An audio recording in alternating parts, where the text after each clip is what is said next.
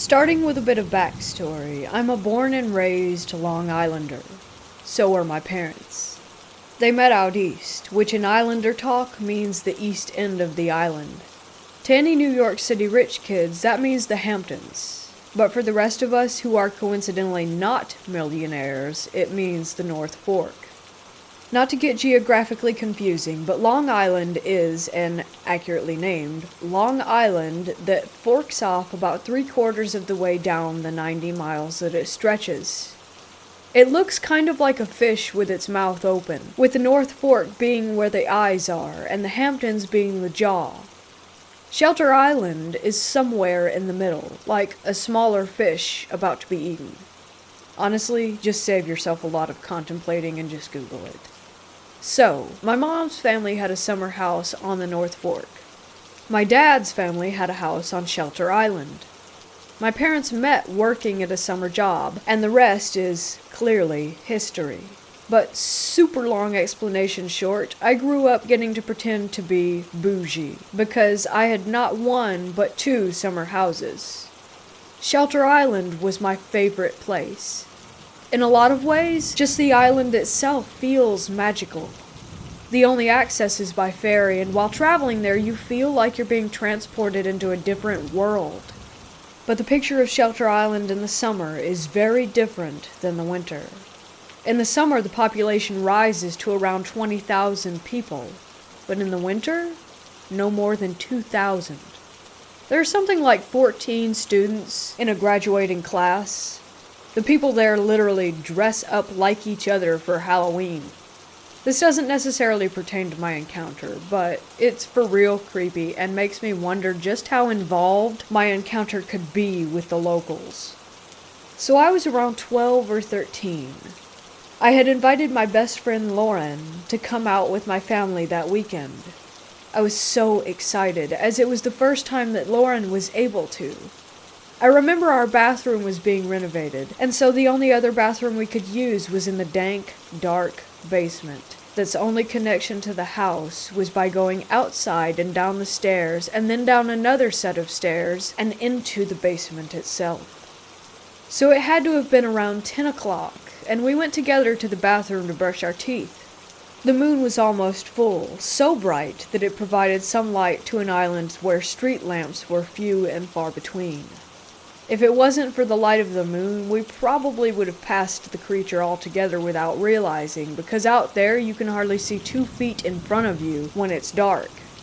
As we were coming back up the stairs, laughing about something menial, that was when we saw it. It was about 10 feet away with its back to us, lurking near my shed. We both froze, and did that thing where you take a quick breath and hold it involuntarily. That made the creature notice us. Its head whipped around, and his eyes were glowing a kind of blood red. It didn't look angry per se, but rather like a feral dog. Not knowing how to react to these two little girls suddenly observing it. Almost as if not to scare us, he slowly rose up to full size, which I would guess was around 7 feet. The whole time, it never broke eye contact. I felt I could fall into the pits of blood that its eyes were. It was covered in long, shaggy black hair and had legs like that of a beast. After standing there, frozen in horror, for at least a full minute, all the while in the middle of this staring contest, we both regained control of our feet and ran up the stairs, screaming for my parents. We told my dad repeatedly that we had seen a werewolf, and he went out first, and we followed. He quickly dismissed it and went back inside, a bit disgruntled. I could have sworn that I saw a bush nearby to where it had been move. Over the years, I've had many theories, one of which is that the natives who lived on the island before the white man are responsible, as shape-shifting legends are prevalent in indigenous peoples' cultures. However, skinwalkers in native legend usually choose to be so, very unlike the werewolf curse we so know and love. Maybe it's the descendants of the people who stole this land, cursed to turn under the full moon, choosing isolation to protect their secret, for 9 months out of the 12, anyway.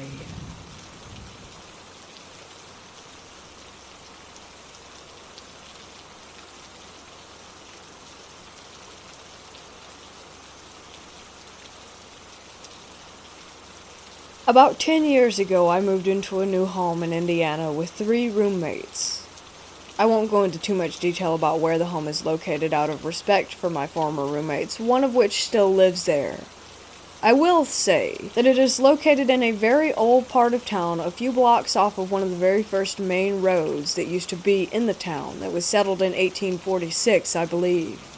Anyway, this house was definitely not what comes to mind when you picture a haunted house. It was built sometime in the early 80s or early 90s. It was pretty ordinary looking. 3 bedrooms with a small loft area, tiny bathrooms, and not a whole lot of room for 4 adults to spread out. But when you're a college student in your early 20s and have the opportunity to split rent 4 ways, this seemed perfect. We had all our own tiny little spaces, shared a kitchen and living room, and spent most of our time just bullshitting around the dining room table. The house was owned by an older couple who lived in a city about 20 minutes away. They began renting the home out to help finance their retirement. They were sweet and pretty relaxed on any rules for the home. They told us right off the bat that they were not physically fit enough to do any maintenance or repairs on the house should anything go wrong, so we were told to call them with any issues and they would send over their handyman, or whichever professional was needed. They never came to the house. Not once. We paid rent by money order through the mail. I didn't find this strange at the time. The first weird event occurred about a week after we all moved in. We all worked the night shift at our respective jobs, so the house was empty all night and we arrived home around the same time early in the morning.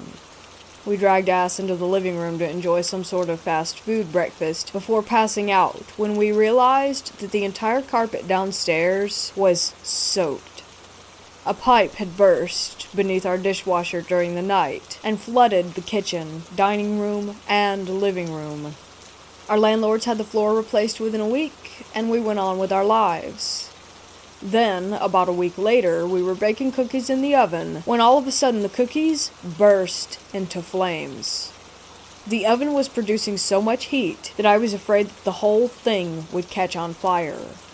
The landlord sent a repairman who told us that something had caused the internal thermometer in the oven to be so uncalibrated that you could set the oven temp to 300 degrees, but it would be more like 475 in there. Again, we had it fixed and moved on. It wasn't long after that when the unexplainable and unnerving activity began. The ceiling fans in the rooms would turn on randomly and they would spin so hard that they would rattle and shake to the point that it looked like the thing was about to fly off of the ceiling. Every room was equipped with button switches. There are 4 buttons on the wall, 1 for the light and the other 3 for various speeds for the fan. The fan would make a 2-tone chiming noise when you would push the button to turn it on. No one would be able to turn on a fan without pretty much everyone in the house hearing this chime. We were creeped out, but chalked it up to faulty wiring or a power surge. That chime still haunts my dreams. Then came the TV issue. We all pulled together to buy a large flat-screen TV for our living room, brand new, name brand, extra warranty. The TV would turn on by itself constantly. We returned it to the store, exchanging it for a new one, and thought it would be fine.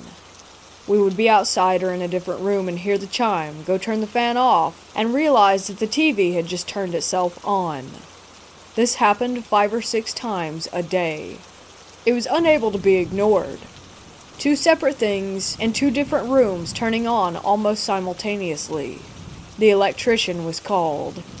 He found no signs of faulty wiring, and I think he thought we were making it up. After months of this, we began to hear the whistling. 3 notes whistled by an unseen force at all times during the day. This would usually happen when you were in a room by yourself. I would get this sick, anxious feeling like I was being watched, and right then, I would hear the whistle. Someone or something wanted our attention.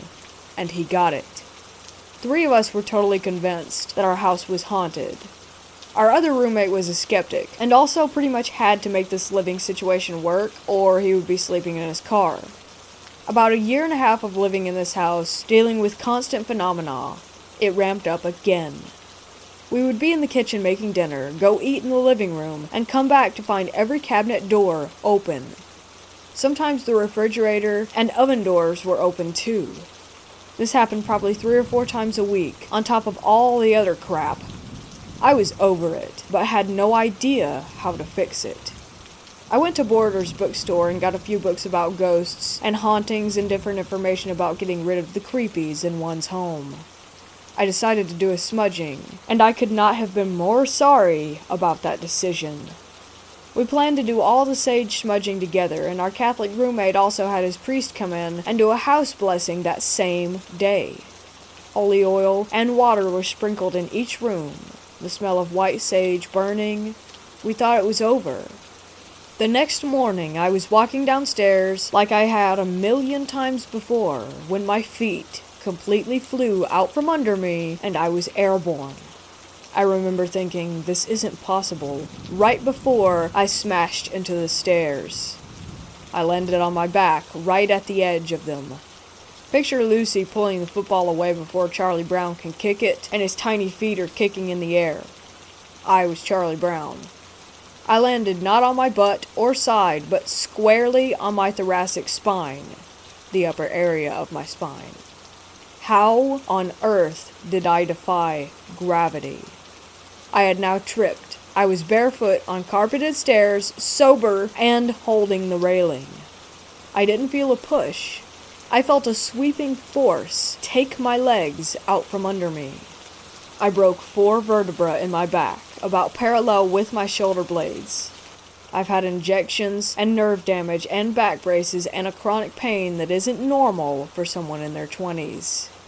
I began to look for a new place to live. I found out that I was pregnant with my son about 2 months later, and decided that the risk was too great to live in that house pregnant, so I packed up that night, told my roommates that I would continue to pay my portion of the rent until our lease was up, and moved back in with my parents. I was only staying with my parents for about a month before finding a new safe place for my baby, my now husband, and I. But I lived constantly on edge thinking, what if it followed me? It didn't. What did follow me are the nightmares where I relive the feeling of terror and dread washing over me, and every so often, I can still hear the whistle.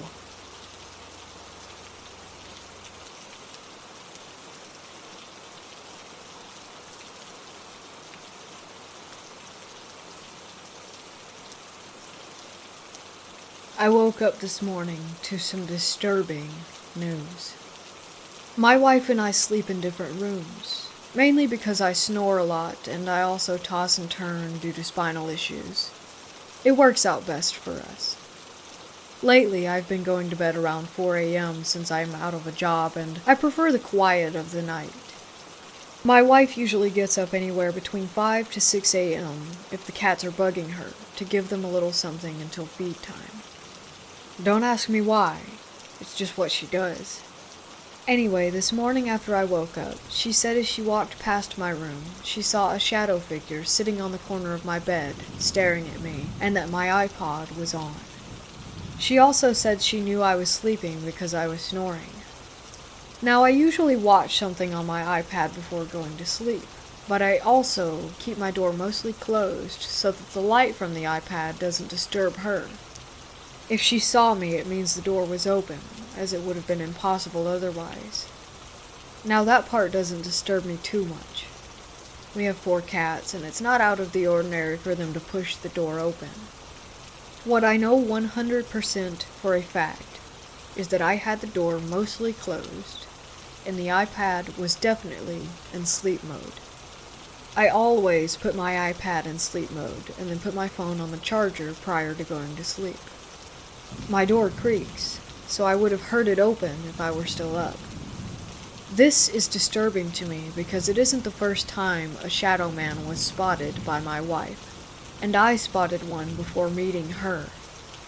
Back in either 2008 or 2009, I was living in my first apartment.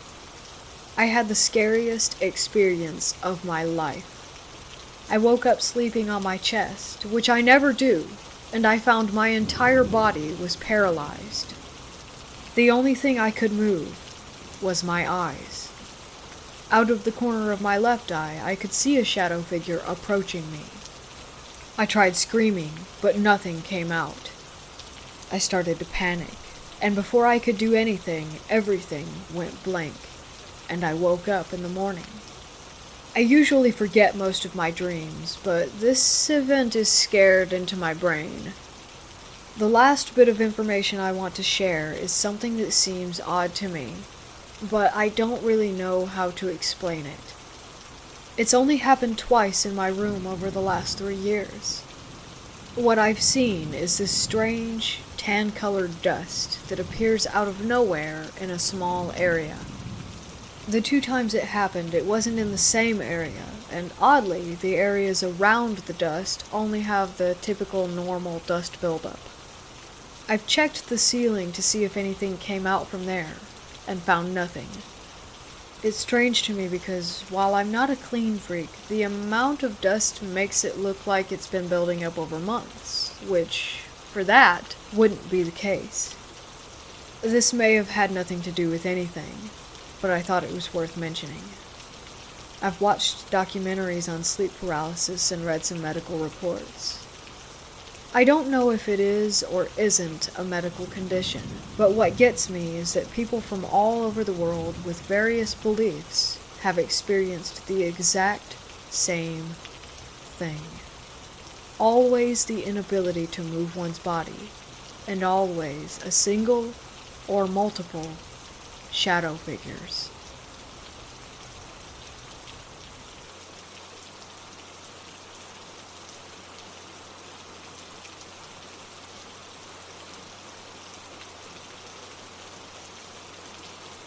I was babysitting one night for a family friend about 4 years ago. I had put the kids to bed and crashed on the couch while waiting for my mom and the friend to get back from a night out. Randomly, I woke up and just remember being very confused about why I was even awake. That was, until I heard the front door close. A key thing to note here is the fact that the only sound was the door closing. There was no sound of it being locked, and this lock was very loud. I assumed it was my mom and her friend coming back, so I sat up, preparing to leave. However, I quickly noticed the lack of their voices. They are never quiet after a night out, especially because the friend always has some drinks.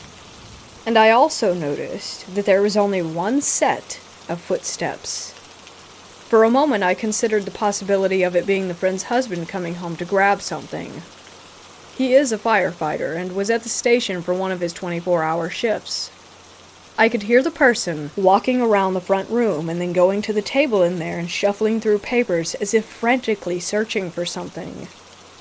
The more I listened, though, the more it just didn't feel right. I pretty quickly dropped the idea of it being the husband and jumped to the idea that it was an intruder. Being around 15 at the time, I was in no way brave enough to confront any intruder that broke into the house. I barely managed to scoot along a wall leading to the front room before becoming completely paralyzed by fear. I ended up promising myself that I would keep my presence hidden until the person walked upstairs to the kids or back toward me. I could hear them pacing around a lot, papers and items being shuffled through. Eventually, I heard the footsteps start to come down the hall before turning into the bathroom, which was before they could reach me or the stairs. Only seconds after the footsteps walked into the bathroom, I heard the front door unlock.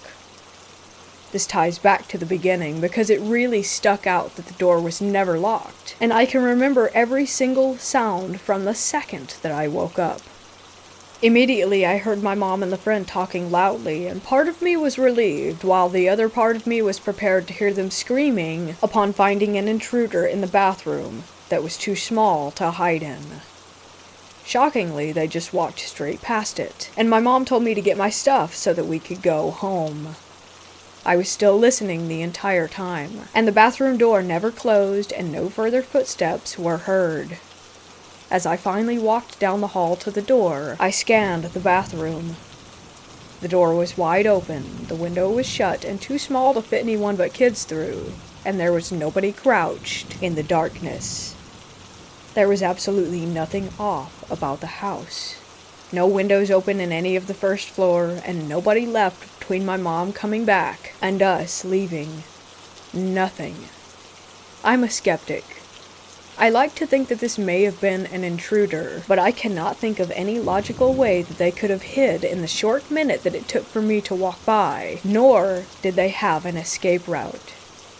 The friend never found an intruder or noticed any missing items. Nothing makes sense. All I know is that night is vividly ingrained in my mind, too vividly to be a dream, and I still get that feeling of something not being right when I think about it.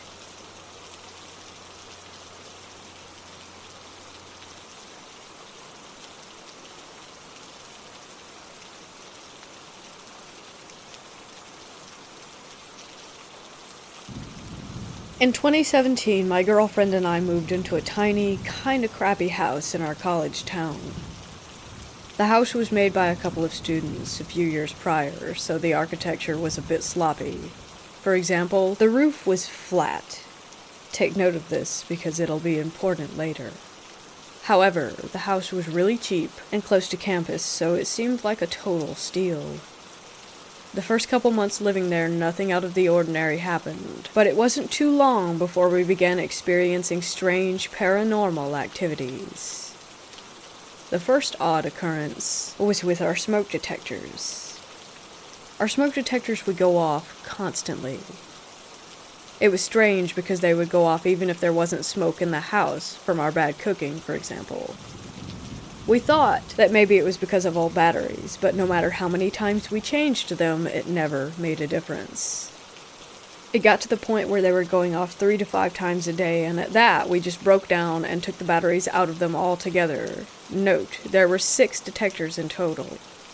However, even without the batteries, the detectors were still going off. So out of desperation, we turned off the entire smoke detector circuit to the house. It was at this point when things started getting really out of control. The back room/storage room in the house always had a really eerie feeling, like someone was watching you or standing just behind you staring down at you. Thankfully, me and my girlfriend's bedroom was the furthest room in the house away from the storage area, so I avoided it like the plague. Anyways, one night around 3 a.m., the smoke detector in our bedroom goes off. However, it's not the usual repetitive beeping, it's a single, long beep. It sounded like when someone holds the test button on a detector. Frustrated, my girlfriend grabs a chair from the dining room and stands on it to reach the detector, but moments before she touches it, the beeping stops. We both groan in irritation as she goes to put the chair back, but before she makes it to the dining room, the detector down the hallway from our room makes the same continuous beep. Just like before, she stands on the chair to reach the detector, but right before grabbing it, it stops. Our smoke detectors continued this pattern all the way back to the creepy storage room. This happened 2 more times that night. It was as if whatever was messing with us was trying to lead us to its space. This would happen to us at least once or twice a week for the next 1.5 years that we lived there. Shortly after the encounters with the smoke detectors, the house became absolutely infested with bugs. There was no history of bug issues when we bought the home, and it started almost immediately after our first experience with the detectors. Bugs would pour out of light fixtures, small cracks in the walls, counters, and of course, the smoke detectors. Literally, 1 minute everything would be fine, and then the next, winged insects or ants would pour out of the walls. We had multiple exterminators come, but less than a week after treating the house, the bugs would be back, just as bad as before. It made us miserable, and I've never seen an infestation to that extreme. It was absolutely unnatural. After these events, we began feeling really terrified and depressed. We both hated being home, but there was no other place for us to go. This was when the footsteps started. Remember how I said our roof was flat? At least a few times a week we would hear large, heavy, possibly hoof-like footsteps on the roof. We tried writing it off as being animals, so whenever we heard the steps we would run outside to see if we could spot whatever the animal was. But there was never anything there. The steps were very far apart from one another. Whatever was walking on our roof would start from the creepy storage room and in maybe 3 or 4 steps walk to our bedroom. The steps were so loud that it sounded like whatever was haunting us was either very big or stomping to get our attention. Now began the phantom sounds. We had large metal bowls that we used for daily cooking, so when we were done we would wash them and set them on the counter to dry. The first time it happened, me and my girlfriend were sitting on the couch in the living room. The kitchen was right next to the living room, but there was an island that blocked our view to the sink area. Anyways, on this night we were startled by the sound of our multiple metal bowls being thrown off of the counter. At this time we didn't have pets, so we assumed the worst and thought that someone might be breaking into the house. We both shot up and ran over to face our worst fear, but not only was no one in the house, nothing in the kitchen had been moved. The bowls were still on the counter, just where we left them. This was the most common paranormal occurrence in the house, and it happened at least 5 to 10 times a day at all hours. After a while, we were so sick and tired of these disturbances that we stopped using our metal bowls, or if we did use them, we would hand dry them and put them away right after use. This didn't make the spirit very happy, so next, we started hearing what sounded like our ceramic plates being thrown to the ground, and our kitchen cabinets slamming over and over again. Do you know those types of cabinet hinges that close slowly? Yeah, that's what we had. So, to slam the cabinets like that, they would have had to have been closed with excessive force. The next phase in our haunting was sightings and photographs. The phone I had at the time had one of those automatic face tracking features, meaning that when you would take pics on my phone, the yellow boxes would appear around the person's face to focus on them. One night I was taking a picture in me and my girlfriend's bedroom when a yellow face tracker square appeared at the foot of our bed, way above our bed. If that was a person, they would have had to have been at least 7 feet tall. At the time, we did have posters on our bedroom walls, so while focusing on the face tracker square, I circled the room to confirm that the tracker wasn't just focusing on one of them by accident. To my dismay, no matter where I was in the room, or from what angle, the square stayed in the exact same place. Oh yeah, even better, I was home alone for a few nights. I don't think I've ever experienced such sheer terror as I did when I went to sleep that night. After this first encounter, having cameras track faces in our pictures became a constant occurrence all throughout the house. The final phase of our haunting before getting the heck out of there was physical encounters. This happened more often to my girlfriend than me, but something would occasionally grab and pull our hair, especially when we were walking through the living room. But the most terrifying experience goes to our friend Jamie. She came to visit us for a few nights, and while she was there, she would sleep on our couch. She was aware of all the paranormal encounters in the house, and she had seen most of them firsthand, but nothing compared to what was about to happen. It was around 3 in the morning when she woke up with an eerie, uncomfortable feeling.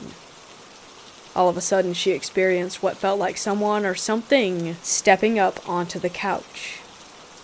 It stepped both of its feet up, one on either side of her body. Starting from her feet, it slowly walked up the length of her body until it felt like 2 feet were on either side of her head. She said she felt an intense, malevolent energy staring down at her, but she was too terrified to open her eyes. Meanwhile, the cabinets in the kitchen began to slam over and over. For the next few hours, she pretended to be asleep all the while this presence was standing over her. She told me she's not exactly sure when it went away, because she eventually became so exhausted that she did fall back asleep. Not too long after this experience, we were finally able to sell the house and get the heck out. We lost tons of money because we sold it for way less than we had originally paid. I can't help but feel bad for the person who bought the home, but it's been almost 3 years and she's still living there. I think the takeaway from this story is if a house is priced too good to be true, then it is.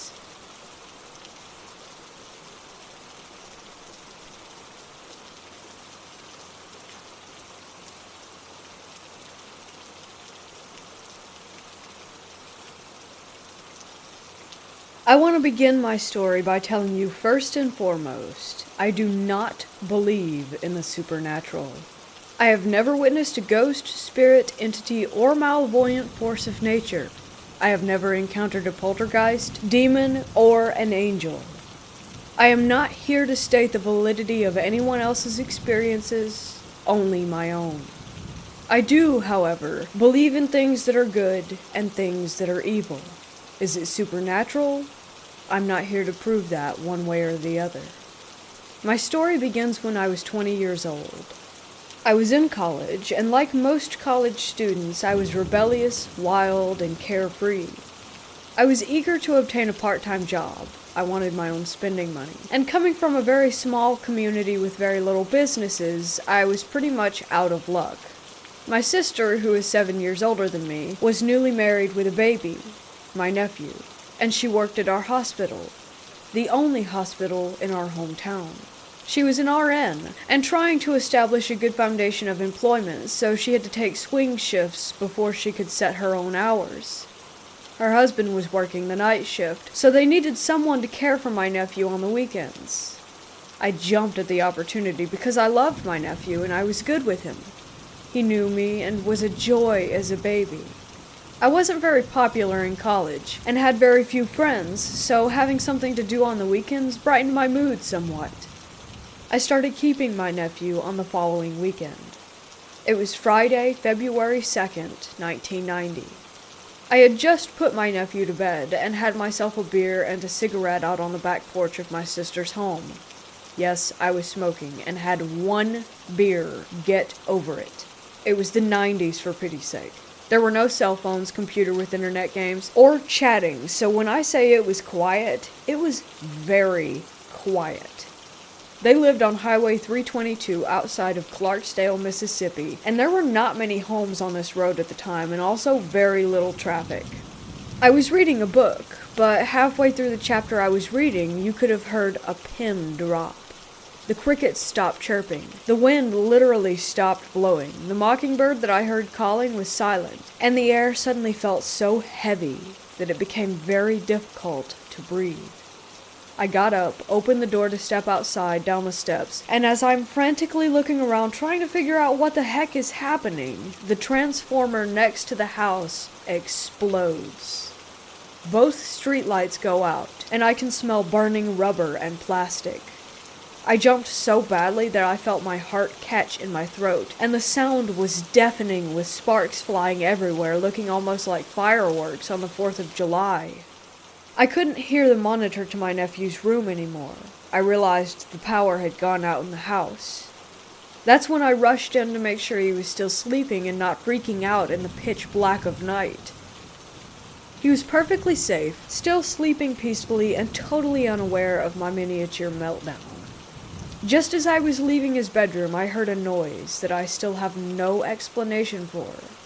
The sound was a close relation to that of a child crying or a woman screaming. Now believe me when I tell you, I am a country girl, lived in the country most of my life, and I know what a panther sounds like. I've heard it many times. But this was nothing like that. It even resembled the sound of a dying cat, or any animal that may be close to death. Incoherent whimpering, a slight cackle here and there, and then silence. The sound sent a chill right up my spine, making me feel lightheaded and weak. I do not scare easily. I consider myself brave and rational, but all of that departed, leaving me feeling dizzy and nauseous. The sound was not coming from inside the house, but outside, close to the porch, right where I had been sitting. I knew this because I left the screen door open, and standing there motionless looking out the door, I knew it was out there somewhere. I waited a few moments, then I reached for my sister's baseball bat that she kept next to the door. She wasn't a fan of guns or knives, and neither was I, but that bat brought no comfort knowing I would have to get as close as possible to this thing in order to hit it with any amount of force. Trying to find the courage to walk out that door, believing it was only an animal, brought no solace to me. But I'm tough, and I would do whatever it took to protect my nephew and myself. I stepped out onto the porch and heard nothing. I grabbed the flashlight hanging next to the porch door, clicked it on, and proceeded to look around. I slowly advanced toward the outside of the door, opened it, and walked slowly, very cautiously down the steps. My heart is pounding, and the only sound I hear is the air leaving and entering my lungs. I feel dizzy and start sweating from fear and adrenaline pumping through me like wildfire. Behind my sister's house, there's nothing but wooded forest and empty fields. Being February, there isn't much going on in the farming community. I make my way to the edge of the field and I hear it again. That dying animal sound. A screech, and then what I can only describe as tearing flesh, or perhaps paper. I have no idea at this point what I'm hearing. I shine the flashlight towards the noise, and what I saw still haunts me to this day. There were glowing red eyes staring right back at me, and in that instant I knew that it wasn't any kind of animal that I had ever heard, seen, or known about. Animal eyes do not glow red when you point a light at them. They're either orange or bright yellow, almost white. Just as I'm about to take a step back, a rush of wind blows past me and I see wings. Yes, wings. These wings are at least 50 to 60 feet in width, far too big for an owl, buzzard, or any other type of bird in that area. When it opened up its wings, the rush of wind almost knocked me off my feet. It had the body of a man and the eyes of a demon, and was enveloped in jet black. I stood there shaking, trying to rationalize what I was looking at, and not believing 1 minute of it. My hands began to tremble, and I felt as though I was about to faint. It stood up, and with one quick whoosh, it shot up in the air and then out of sight. My mind raced. What did I just see? What just happened? What was that thing? The moon was out that night, so I saw it shoot straight up and disappear quick and almost with no sound at all. I'm not sure how familiar you are with the area in which I live, but on that very night, the Parker family was brutally murdered, not an hour after I had seen whatever it was that I witnessed. A family of 4 had come home, walked in on 4 burglars, and were tied up, raped, sodomized, and burned alive. Their house was burned to the ground, and the 4 men who committed this heinous act are still thriving. The justice system in this area rarely sees true justice. After that night, I started researching possibilities on what I had seen, and each time my research led me back to none other than the Mothman. The folklore that surrounds this creature is a sign, an omen of things to come, a tragedy, something so evil you cannot even imagine what it could be. This is the first time I have ever shared this, typed it out, trying to remember the little details, and I'm still convinced that what I saw that night was the angel of death, Mothman, Lucifer himself. Who knows? But I do know what I saw, and I believe with my whole heart that that entity was a prelude to the unimaginable crime being committed that night. I do not believe it appeared to warn me in particular, but ever since I saw it that night, my research has revealed that far more people than me have seen this creature. An entire town, villages, people who have seen this creature right before an accident or traumatic event. Again, I do not believe in the supernatural, but I do believe in evil, and what I saw that night was the epitome of pure evil.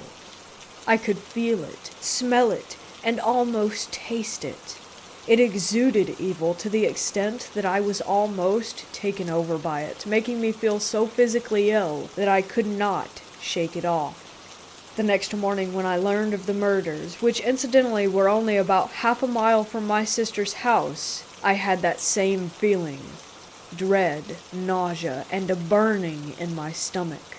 I had to run to the bathroom to throw up. It made me so violently ill.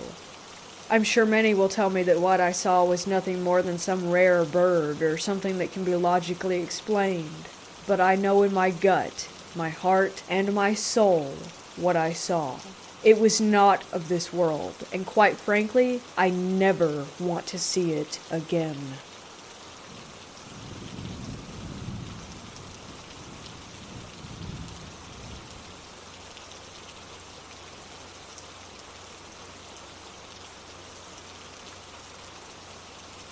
In 2011, my older cousin bought a small, 2-bedroom, single house in a quiet neighborhood for retired folks.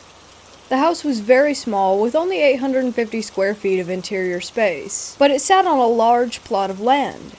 We could have easily fit 2 more houses like it on that lot, and still would have nice leftover space for yards and gardening.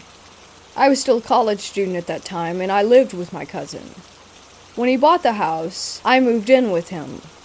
There were the 2 of us living there. According to the real estate agent, the house had been abandoned for around 3 years. The previous owner basically left it unmaintained and moved to a different state. The house had 1 main floor, a small attic, and an unfinished basement.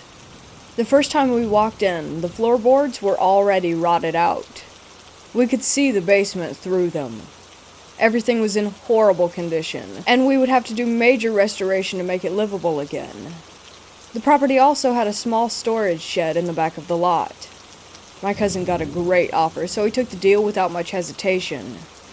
Weird things started to happen when we began our restoration work. One day we were working on the bathroom. My cousin told me that he had to go to Home Depot for some stuff, and so he left. I heard him open the door, go outside, close it, turn on his car, and drive away. I was taking apart the old boards that were nailed on the bathroom walls. My back was facing the bathroom door. 5 minutes after my cousin left, the bathroom door, which was open, started to slowly move to the closed position. I knew this because I could hear the creaky old door sound that it made. I turned around and saw the door continue to close on its own. Then it stopped just as it touched the door frame and bounced back a little. I thought maybe it's just the wind. Then, suddenly the door pulled itself shut tightly, as if there was someone on the other side of the door. It happened right in front of me.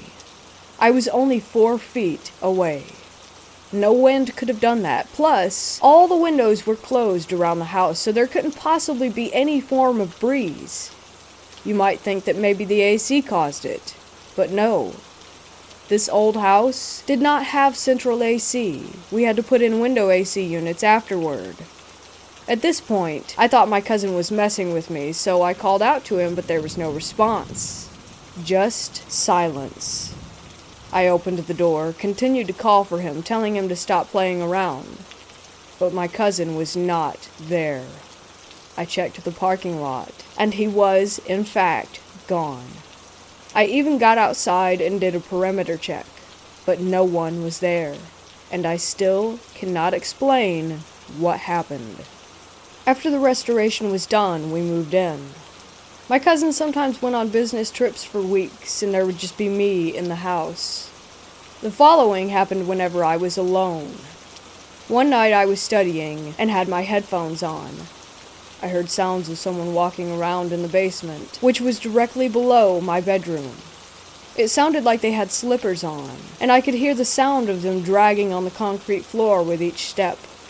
What's weird was that I could not pinpoint exactly which direction in which it was coming from. It's a strange sensation when the sounds were coming from the back of my head, as if they were just right behind me. The only reason that made me think that it's the basement was because the basement was the only area in the house that had concrete and that could have made the concrete slipper dragging sound. So I took out my headphones, and the sounds of the footsteps still went on. The volume of the sounds stayed the same, with or without the headphones. I thought my cousin had come home early, so I called out to him and got no reply. I took the flashlight and went to the basement to check it out. It was dark and quiet. No one else was there. This happened 3 or 4 more times within the first 2 months that I lived in that house. After that, I didn't experience anything unusual anymore. My cousin never felt or saw anything weird, but he seemed interested in my stories. His girlfriend, now wife, who had been to the house every other week or so, also expressed her uneasy feelings during her stays. By 2016, during a thunderstorm, the thunder struck our storage shed in the backyard and burned everything inside it. Luckily, the house was untouched. I came home from work only to find a police officer waiting at the front. He told me what had happened and said that it was an act of God and that our insurance would compensate for the loss. In our Asian culture, people say that when thunder strikes somewhere, often it is to strike down a malevolent force or spirit. We quickly formed the realization that this thunder strike was more than just an accident. I got my own place and moved out a few months after the fire. My cousin bought another house with his wife a year after that. He still owns the creepy house, and it's been left unoccupied since 2017. He plans to tear down the old house and build a larger one to take advantage of the large plot of land. The experiences at this house were the closest I've got to what could be considered paranormal.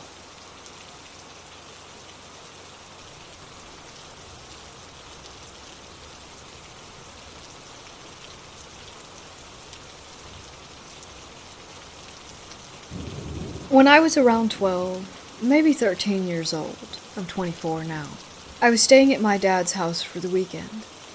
We watched movies and ate junk food, a usual occurrence when I got to see him. My brother was also usually with us, but this time he was staying with a friend that night. I decided it was time for bed around 11 that evening. I went for my routine, getting ready for bed. He decided that it was time for bed around 11 that evening, and I went about my usual routine, getting ready for sleep. I laid down and tried to pass out. I was restless this night for some reason, just feeling completely uneasy. My bed used to be vertical to the door with my feet closest to the door. I always used to sleep with my door open. I guess it gave me some comfort being able to see half of the entrance to my dad's door, knowing that he wasn't far away. Anyway, as I said, I just couldn't get to sleep, and frustrated, I laid there staring at my ceiling for a moment, and then felt as if someone were watching me. I shifted my eyes to the doorway, and a pitch-black figure was standing there, its head almost touching the top of the frame. I've never had an issue with sleep paralysis, and never have had it since, but then, in that moment, I could not move. All I could do was look at this tall figure that stood there, staring at me. Tears began to flow down my cheeks, and my heart felt as if it were going to beat out of my chest. I managed to barely whisper, "Dad?" And it turned its head sideways at me as if it were confused. I began hyperventilating intensely, which must have woken my dad because he came running into my room, and as he came through the door, the figure dissolved, as if a breeze came by, and it went away with it. My dad held me as I cried. I slept in his room that night, and for the rest of my stay there until I went back to my mom's. This event shook me to my core, and to this day, I cannot and will not sleep with an open door. I still have a deep feeling of fear. and almost want to cry when I picture that thing and remember that night.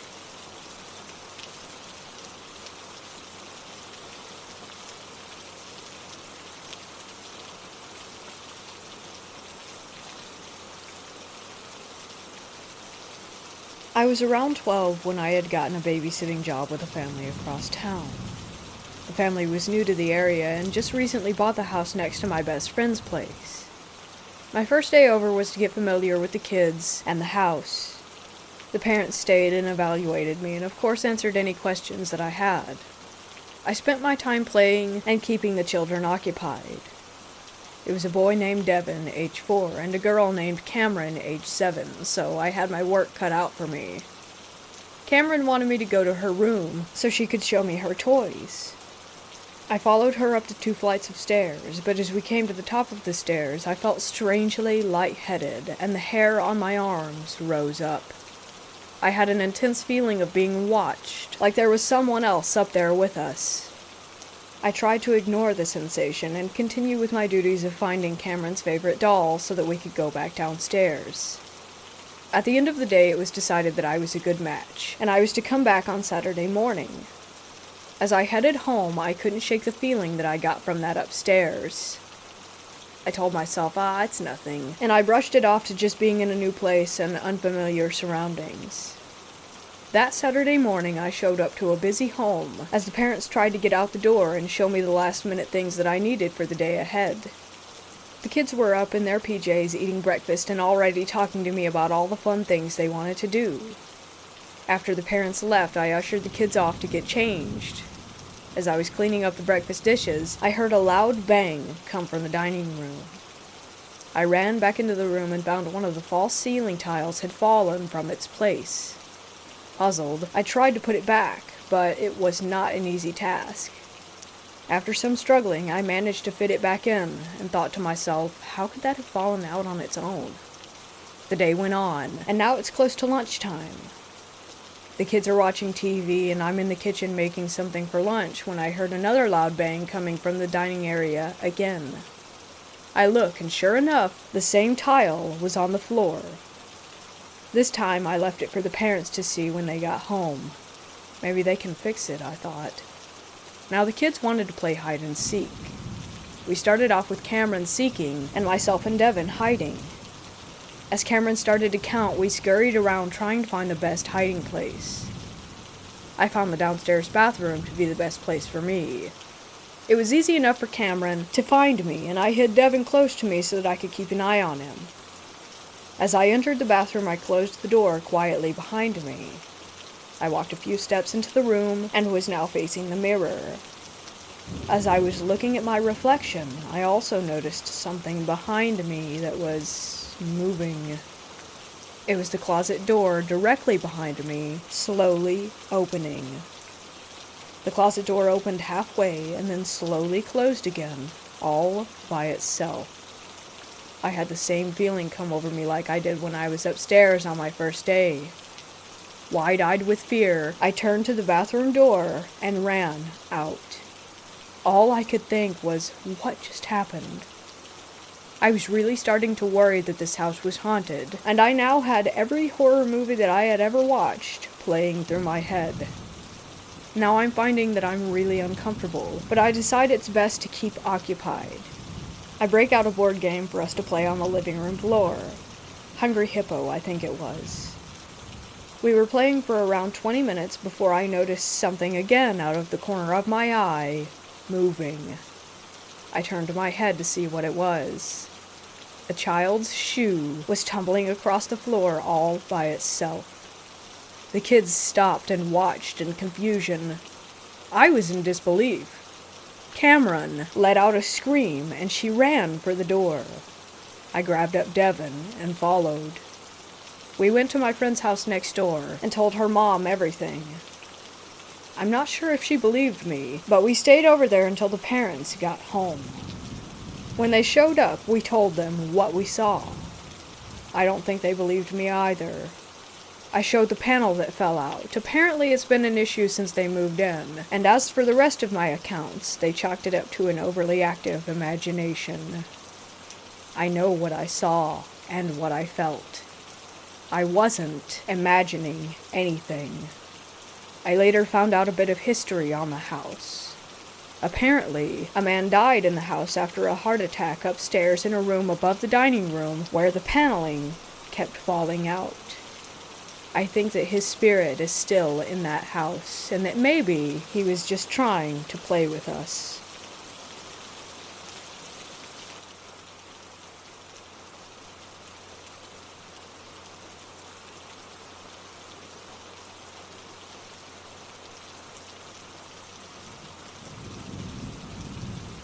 I had a strange babysitting experience the other night. Everything was normal until the kids were in bed, and so I was just scrolling through random vids on Instagram to pass the time. I was watching one, and I heard something. It was as if a man or one of the boys pretending to have a deep voice was upstairs said "no" or something in a weirdly growly voice. I was confused and a little spooked, so I brushed it off and sat on the couch to watch a movie. Their dog was walking around and growling at the windows that led to the backyard. That creeped me out too, but again I just brushed it off as the dog seeing a squirrel or something. At this point it's around 10 p.m. He then was laying on my lap and started growling and barking toward the kitchen. At this point I was like, come on man, you better cut that out. Because who on earth wouldn't be creeped out by that? Later, I heard these incredibly light, whispery voices like children. I wasn't completely sure if it was just the kids waking up and making noise, but it only lasted for a moment after I noticed. I noticed those weird things, but I really didn't put them together until later that night. I talked to my mom after, and she told me that my sister and her friend had babysat there as well, and they both had an odd experience, i.e. bad vibes, the kids telling her that she's seen some things, and the kids actually addressing something that wasn't there. My mom didn't tell me before so that I wouldn't be spooked, which I guess was good because I got an independent witness of whatever happened without being influenced by other people's experiences. But anyways, that's what took place. I'll still go back and babysit. I'll just be prepared to throw hands with Casper.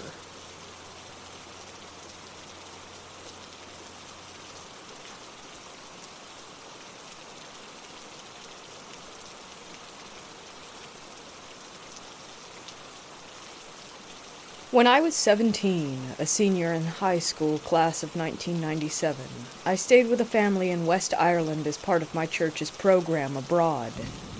I lived there for 6 months. The family's home was a cottage-style home, very old, but comfortable and loving. Those were my thoughts, as we pulled up to the front anyway. After I had spent a little time there, I began to feel something heavier. Something silent, yet consuming. At first I kept telling myself, new places, new faces, it's all just new, and that's why you feel this way. Regardless of what I told myself, though, it was impossible to stop the feeling that I had in my gut. The feeling didn't only stay there either, it grew. I had nightmares nearly every night. Before I had never so much as remembered my dreams, much less suffered from night terrors. I would wake up with the covers thrown off of my body, off of my bed entirely. Sometimes, I swear, I would wake up just as it was happening, and when I did, there was almost always a cold chill in the air, even in the summer months. There was a boy there, the owner's son Eric, who I asked whether anyone had ever complained about the draft that would seemingly come from nowhere in that room. The room where I stayed. He told me that there was probably something wrong with the window. He didn't look comfortable talking about it at all. In fact, Eric tried to avoid eye contact and interactions with me in general throughout the duration of my stay. He really wanted to avoid my inquiries. Back to the nightmares. They almost always involved me trying to find the source of this icy cold breeze, with me walking aimlessly around this one room, my room. The chill would almost start to burn my skin. You aren't supposed to be able to feel pain in your dreams, right? Well, I did.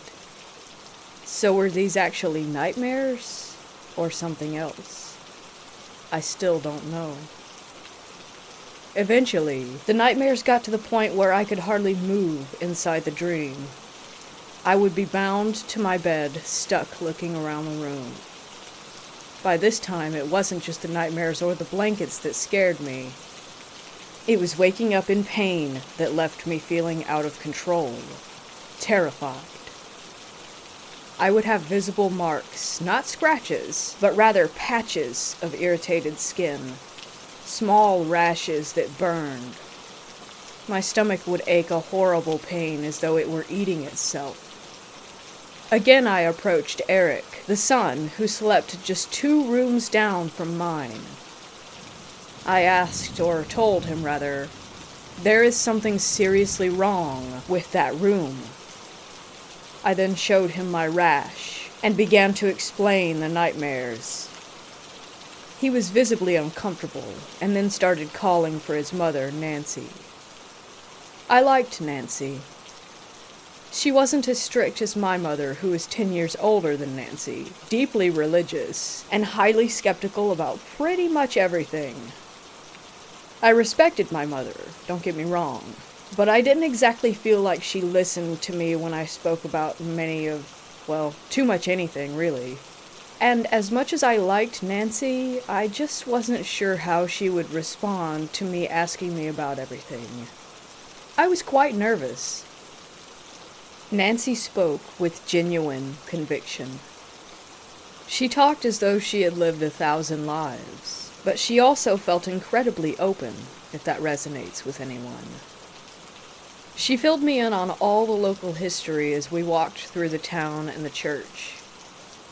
Over the last few months, we spoke of the Great Freeze and the famine that the area had suffered many years ago. She talked about the rebuild. She taught me a lot of things about Irish history and culture, and I found it very interesting that she was a member of their historical society. I had asked Nancy about ghosts before, just general questions, really. Like, had she ever seen one?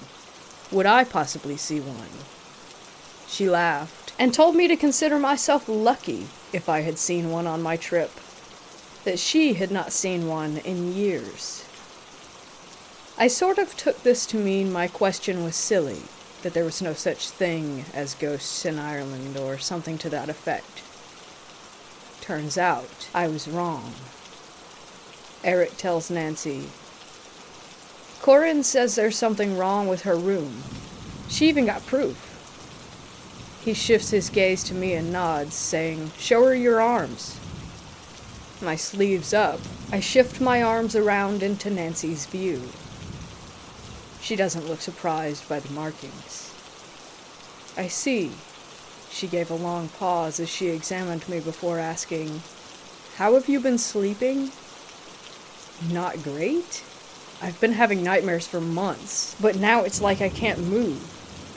That's what I was just telling Eric. The two of them look at each other. For some reason, this spirit likes to communicate with the girls. I suppose it was because she was a young girl herself. We believe that her name is Emma. Nancy explains that the house has been in her family since the early 1900s, but prior to that, it was owned by the same family for many decades, and one other just before that. The house had survived the famine. The family didn't. It was typical for families to huddle in the highest room of the house, or for the last surviving members to stay in that type of room, typically children. They didn't always survive. There were several deaths during that time. I was convinced that the area itself was inherently haunted by that point. Why do you think her name is Emma? Have you spoken with her? I asked Nancy. My sister did, Eric piped up. That was her old room. Nancy cut in. Yes, she used a Ouija board, which she didn't have permission to do, by the way. And she says the girl's name is Emma. She died here, in this house, in that room. She died hungry and freezing. Your rashes are probably the early stages of frostbite, Eric said, adding more eeriness to the vibe. There was a bit of silence after his statement. I was feeling better, actually. Not about what he said, just in knowing that I had experienced something that someone else had as well. Did your daughter get these rashes? They both confirmed that yes, she did. Well, how did she get it to stop? She moved out, they said in unison. Attempting to break the slight tension that had begun to build, Nancy tells me, "You're welcome to sleep on the sofa. Might not be very comfortable given the state of your arms, but it might suit you better." At that point, I had just 1 month left out of my 6-month stint. I opted to sleep on the couch, but left my things in the room. Every time I entered the room, I would say hello and goodbye to Emma. Once I started sleeping on the couch, my dreams returned to normal. I actually mentioned to them that they should offer the couch first to any future guests, as the improvement was so drastic. They explained to me that they didn't get many guests anymore. Apparently, word had gotten around that their guest room was occupied, if you will. My mom must have missed that memo.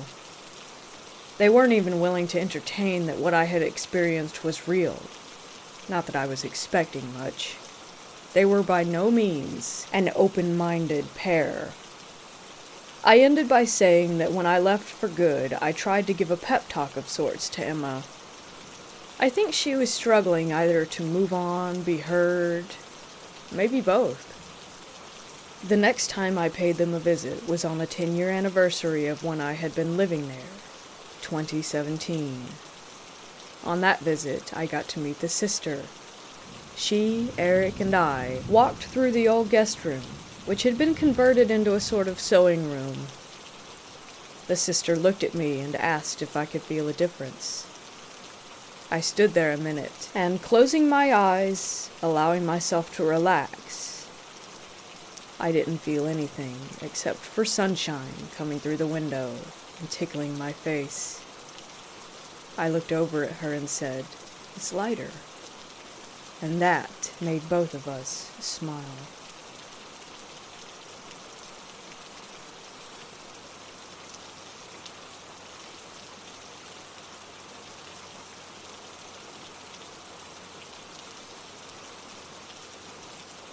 I was raised to understand and live in harmony with the paranormal.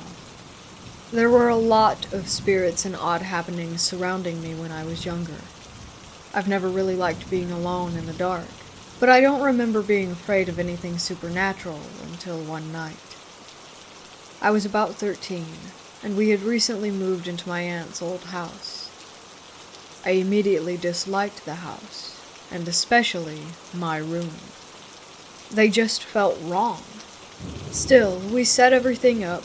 We put my 4-poster bed against the wall in such a way that my headboard was in a corner, and my footboard sat right against the light switch.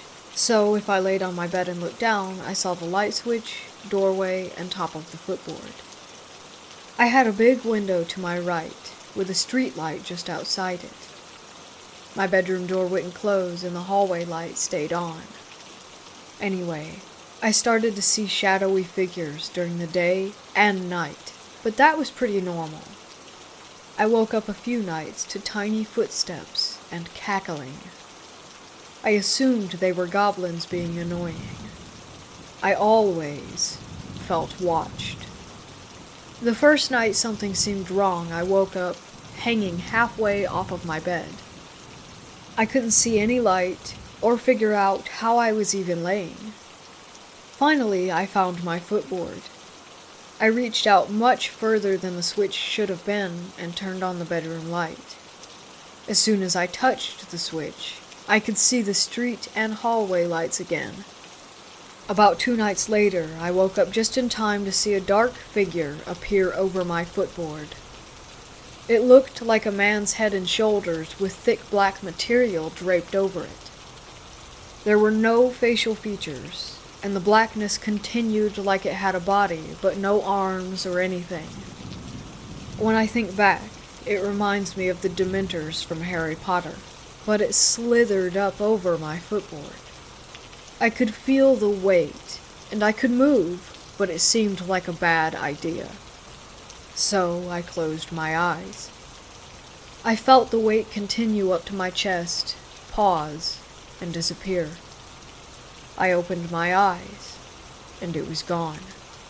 I felt strangely better in the house after that, and I haven't seen it since.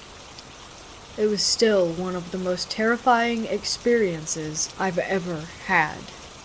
I don't know what it was, or who it was looking for.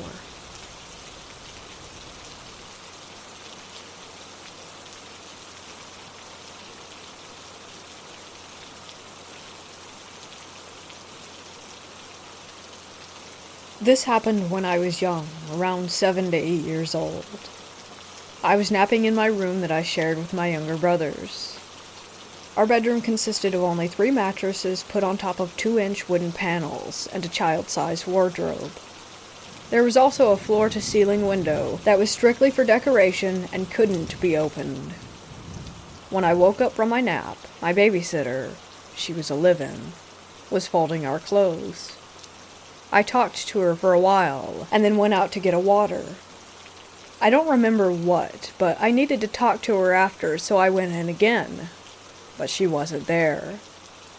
I remember thinking that it was weird. There had been no sound of any closing or opening of doors in the 5 minutes when I had left the room to go get the water. I proceeded to ask every person in the house if they had seen her. None of them did. So I went inside the room for a second time, thinking maybe she somehow was just hiding for some reason. But I still couldn't find her. I went out again and searched the house, before eventually going back to the bedroom for a 3rd time, and there she was, sitting in the bed, folding clothes like nothing had happened. I asked her where did she go. She replied, and I quote, "What are you talking about? I was here the whole time. I was shouting at you and asking you why you kept going in and out of the room, but you didn't answer me." She thought that I was pulling a prank on her, and I got reprimanded. There are still a couple of other incidents that happened around her, and to this day, I can't explain it at all.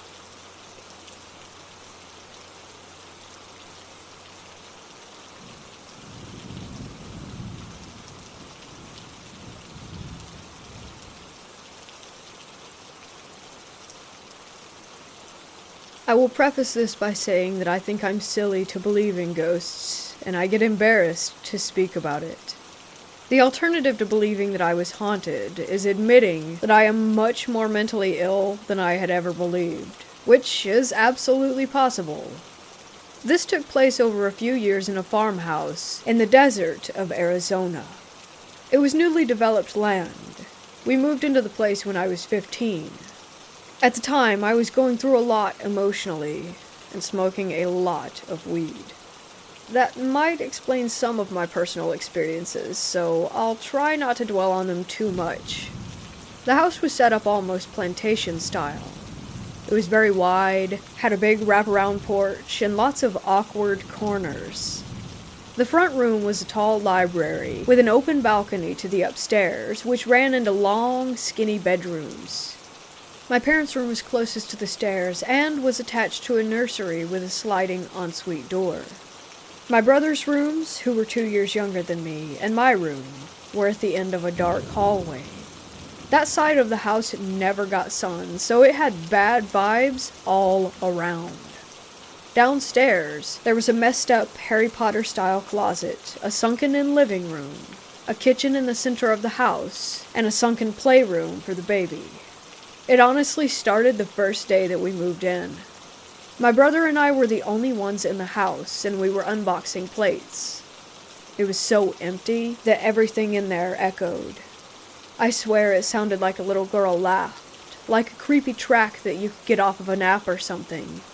Keep in mind, the TVs were not plugged in. We were on an acre of land, far away from the dirt road, and my brother was way too stupid to pull a prank like that. I started hearing voices at night. This wasn't unusual. I honestly used to freak myself out so badly that I think I made noises up to scare myself. My parents had raised me not to talk about things scaring me, to tough it out and be a big girl. It was fine most of the time during the day. Everything bad came at night. I remember distinctly when it started messing with me in bed. In solidarity, my brother and I kept our bedroom doors open for the hallway's nightlight, and in case we needed to call for each other. We had a pretty messed up childhood that might have contributed to all the codependency I'll describe during this. I was falling asleep, but not quite out. I felt the blanket slipping off the bed and reached down to grab it. This was common. I didn't have a bed frame with a foot. It kept slipping no matter how I tried to tuck it. In classic horror movie fashion, the last time I pulled it, I felt tension. There was nothing it could have been caught on. I felt like the second I went from confused to terrified, it bounced back to me. I don't know how to explain this that well, but I was certain that someone was under the bed pulling it away from me. Later, I moved another nightlight into the bedroom. It was a kind of spooky amber orange, and I convinced my parents to let me paint the walls cherry red. Again, I was almost asleep, but not quite out, so I don't think it could have been sleep paralysis. I heard the carpet rustle, and maybe joints cracking. It sounded like my mom had come in to check on me. I opened my eyes, and immediately froze. I don't think I've ever been more scared in my life. There was a woman crawling across my floor from the far side of my room to the foot of my bed. She was pale and stringy-haired as if she were going bald. I couldn't see her face. I don't know how I fell asleep. I couldn't scream or move. I think she disappeared under my bed. But again, this could always be a hallucination. My baby brother was about 7 months old when she started coming out during the day. My mom was a teacher at the time and was able to stay home with us during summer vacation. It was lunchtime and we were watching a movie quietly downstairs while the baby napped. There were noises upstairs, as if something had been dropped to the ground. We listened for a second before my mom ran up. She thought the baby had fallen out of his crib. We opened the door and found him sound asleep. There was weird white stuff on the floor. It took us a while to figure out that it was drywall or something like that. There was a crawl space to a small attic where the AC and insulation could be reached. It was barely big enough to get into and a good 9 feet from the ground. It also had to be pushed up and slid over to open. There was a visible gap. The carpet was a really ugly dark blue, so we could see the white spots on the ground as if something had been dragged from one side of the room to where the crib was, and it stopped right in front of it. My mom checked the closet and called my stepdad. He couldn't leave work, so he stayed downstairs until he got home and checked the crawl space. We have never had animals. It's really difficult for most things to live in Arizona, so wildlife is pretty rare in that area. He didn't find anything, or signs of anything living up there. This happened every other day for 2 weeks. We really didn't know what to make of it. My mom thought it might be the AC suctioning the opening upward. It stopped and didn't happen again for 2.5 years, until my baby sister was born and stayed in the same crib. Again, it happened on and off for a few weeks, and never again. To keep my own solo experiences brief, I had a period of 3 months where I straight up did not sleep. I went crazy. Every night, I felt like my bed was shaking. The instant I laid my head down, it would vibrate, the metal frame would sway, and I would feel as if something was pushing the mattress between the baseboards or sitting on the corner. I had my brother touch the frame one night to tell me if the shaking was in my head or not. He said it wasn't, but I'm still not sure if he wasn't just playing into it. I thought I might be having seizures or something. At one point I got so frustrated I started sleeping on the couch downstairs with the dog. I started hearing whispers too. Not a noise that sounded odd, but someone calling my name. My name has 3 freaking syllables. I would be in my room, door open, doing something at night after my parents went to bed. It was a female voice, but it sounded off. I don't know how to explain it. The downstairs really scared me after the lights went out, so I never went down, but I did walk to the balcony and look. I never saw anything, but the whispering would stop when I got close. My brother started hearing it too. He's kind of weird. His life's dream has been enlisting in the army, so his reaction was always getting his knife and walking right downstairs to confront it. He would turn the lights on and look around before coming right back up. He slept on my floor a few nights because he was convinced that she wanted me. We had prior haunting experiences, which led to my parents making jokes that the ghosts follow us. They didn't pay much attention to it at the time when it was quiet. One night my parents went out with the babies.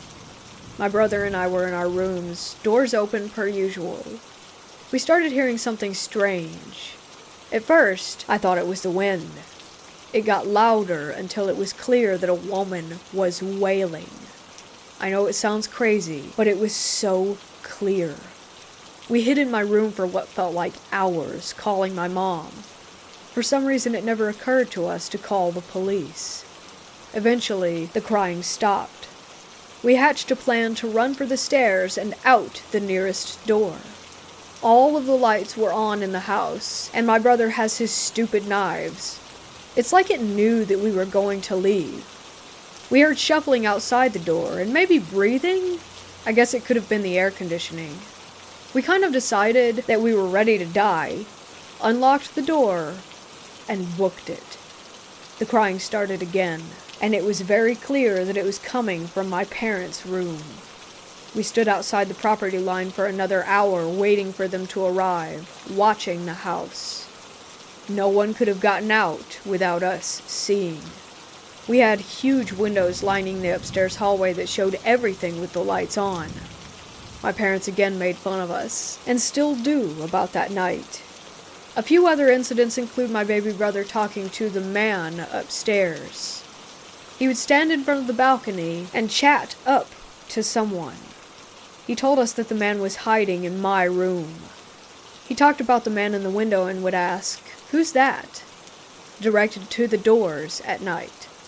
I don't want to talk about all of it, but there were so many instances of voices, doors slamming, and things being knocked over in my room that I really did think I was losing my mind. I moved out at 18 and came back occasionally, usually to babysit. Apparently, my reluctant believer mother and absolute skeptic stepdad watched a coffee pot jump off of the counter. They were also outside sitting and having an open fire while drinking coffee when they saw a figure in the balcony window of our room. It was a tall man, but my stepdad still needed urging to go upstairs. It appeared a second time, closer to where the nursery door was. My mom said she had horrible dreams about a man in the corner of her room after that. She was present for many of the instances where we heard footsteps upstairs, doors slamming when the AC was off, etc., but she always denied that there was anything wrong. Once my parents left town with the kids for a week. At this point I was 19 and living happily an hour away. My mom begged me to check on my brother and stay a few nights for the weekend. I arrived during the evening after I got off of work. I asked how had things been when he was alone. He said he was fine, he just didn't go upstairs at night and, quote-unquote, minded his business. He said if he ignored it and tried not to get scared, then it, in return, ignored him. He felt safe with the dog. We were watching YouTube and eating when we started to hear a deep noise. At first I thought it was a bike or one of the small buggies that people drove out here. Then I noticed that it was holding a tune. It was humming. The dog had a weird thing about staring into the bathroom if the door was open, which is scary at night. This time, the door was closed, and he still stood up and stared. The noise was so deep that it sounded as if it couldn't have been human, but it was definitely melodic. There's nothing I could think to figure out to try and explain it. My brother and I just kind of looked at each other. Then, a door slammed upstairs, and we decided to nope out of there and go for a walk. When we got back, I decided that I would sleep in my parents' room. It didn't feel right to stay in the kids' room, but looking back, it would have been best to stay close to my brother. I fell asleep surprisingly easy. I guess about 2 hours passed before my brother slammed the door open. The house smelled like it was burning.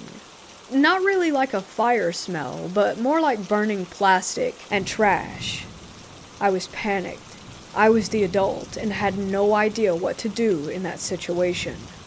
We checked the house.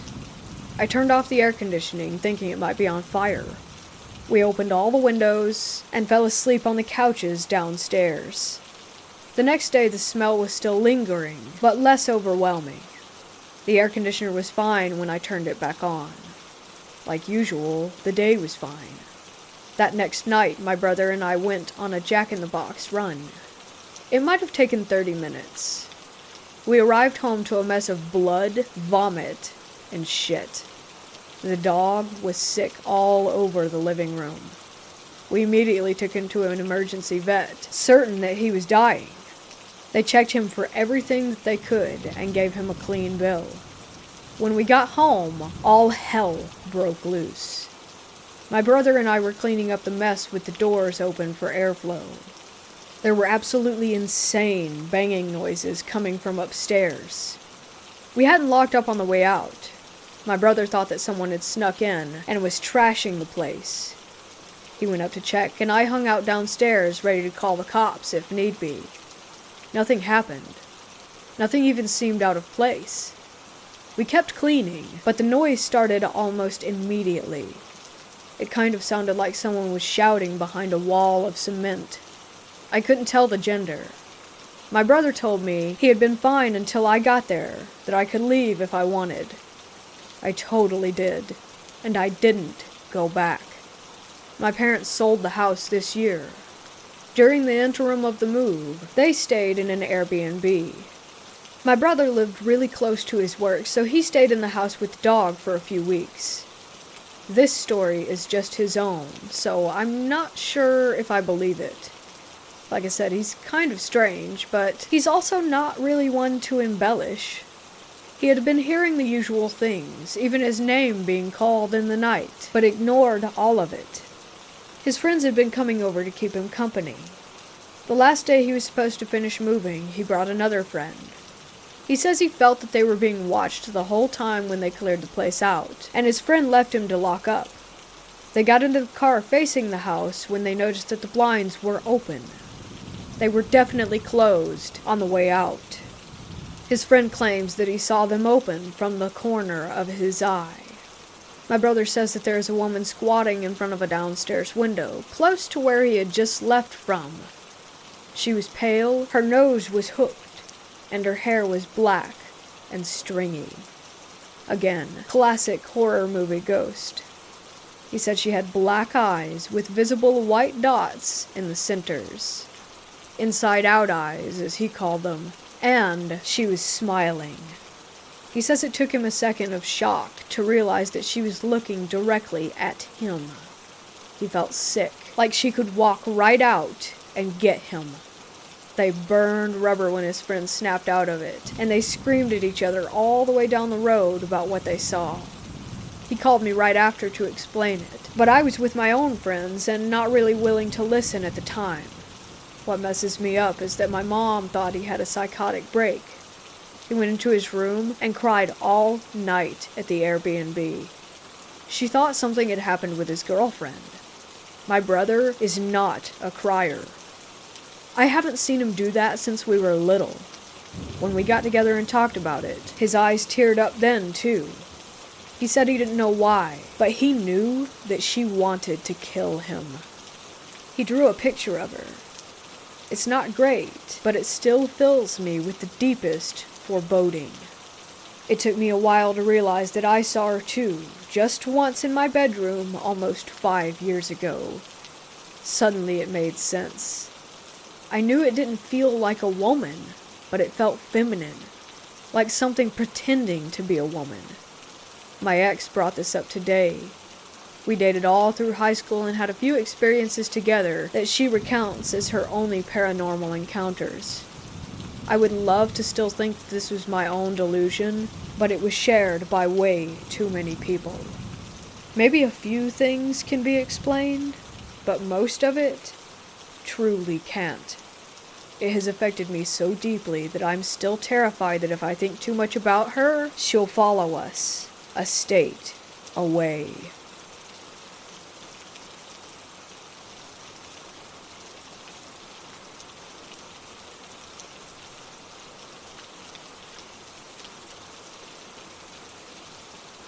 This happened around the end of November of last year, while I was at a late-night party at a mutual friend's house.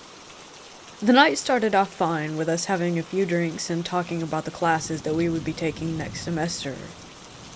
This pretty much went on till around 2 a.m., and by this time I wanted to go home since the party was already dying down and most of my friends had already left and I was practically there alone.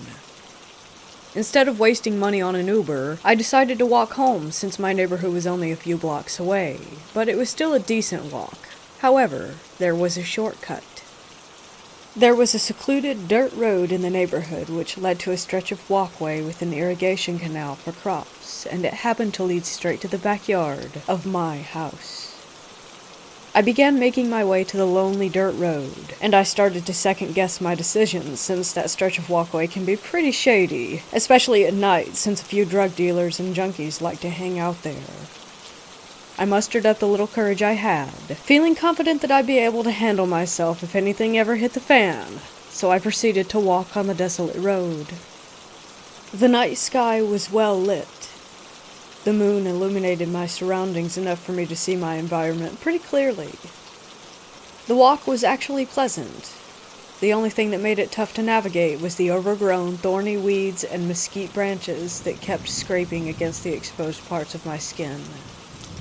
As I continued to walk through the brush, I finally got to the clearing that led to the bridge, and to my relief, there didn't seem to be anyone in sight. As I began to cross the bridge, I then picked up a faint scent of lavender mixed with something rancid, like the smell of a good cheese or days-old roadkill.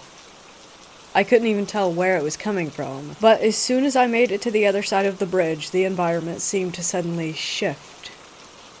It's hard to describe, but there was this heavy pressure that washed over me, like being submerged underwater, coupled with this gut feeling telling me that something about the environment was just off. I pushed the feeling off as a random anxiety attack, since I do get them sometimes, but deep down I knew this was different.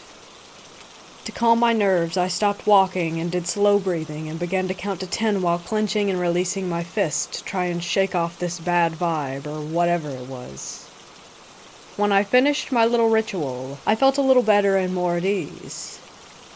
I started to walk in the direction of my house until I heard this odd grunting sound come from behind me. I turned around, and I saw a woman with short black hair and a silky white gown crouched down with her back turned away from me. She was just a few feet away, and it was strange because when I crossed the bridge, I didn't see anyone around the area. Did I pass by her without even realizing it? I thought to myself. She was hunched over, after all, and I do tend to get caught up in my own little world. At this point, the faint smell from earlier was just overbearing, so much so that it started seeping into my sense of taste. I covered my mouth with the bottom of my t-shirt, trying to shield myself from it, while I yelled out the muffled words, "Hello, ma'am? Do you need any help?" She paid no mind to me as she continued to make that weird grunting sound, and I was creeped out at this point, so I walked away a couple steps and turned to get a better look at her. She then decided to stand up, still with her back turned to me, and muttered the word muerte, which means death in Spanish. confused, trying to understand what the strange woman had said to me. She then slowly turned to meet my gaze, and all the blood in my body pooled in my gut when I saw her face. It was extremely long, too long for a normal human body to be supporting it. The head of this thing almost resembled that of a horse or a donkey's head, and the eyes. I'll never forget the eyes, as much as I've tried to. They were gaping pits of blackness surrounded by a sea of red. Complete silence fell over the area as I was petrified by what I was witnessing. My brain, a scrambling mess, was trying to make sense of the unnatural abomination that was before me. The creature then decided to let out what I can only describe as a high-pitched scream, like a cross between a pig squealing and a woman's wailing. My fight-or-flight reflex then kicked in, and I started sprinting to my house. I didn't even bother trying to unlock the gate to my fence. I jumped over it with ease. My grandmother saw when I came barging into the house. The words wouldn't even leave my mouth to tell her what I had seen, as the fatigue quickly kicked in after the adrenaline wore off. But afterwards, I described everything to her. With a look of urgency, she then decided to perform a cleansing ritual.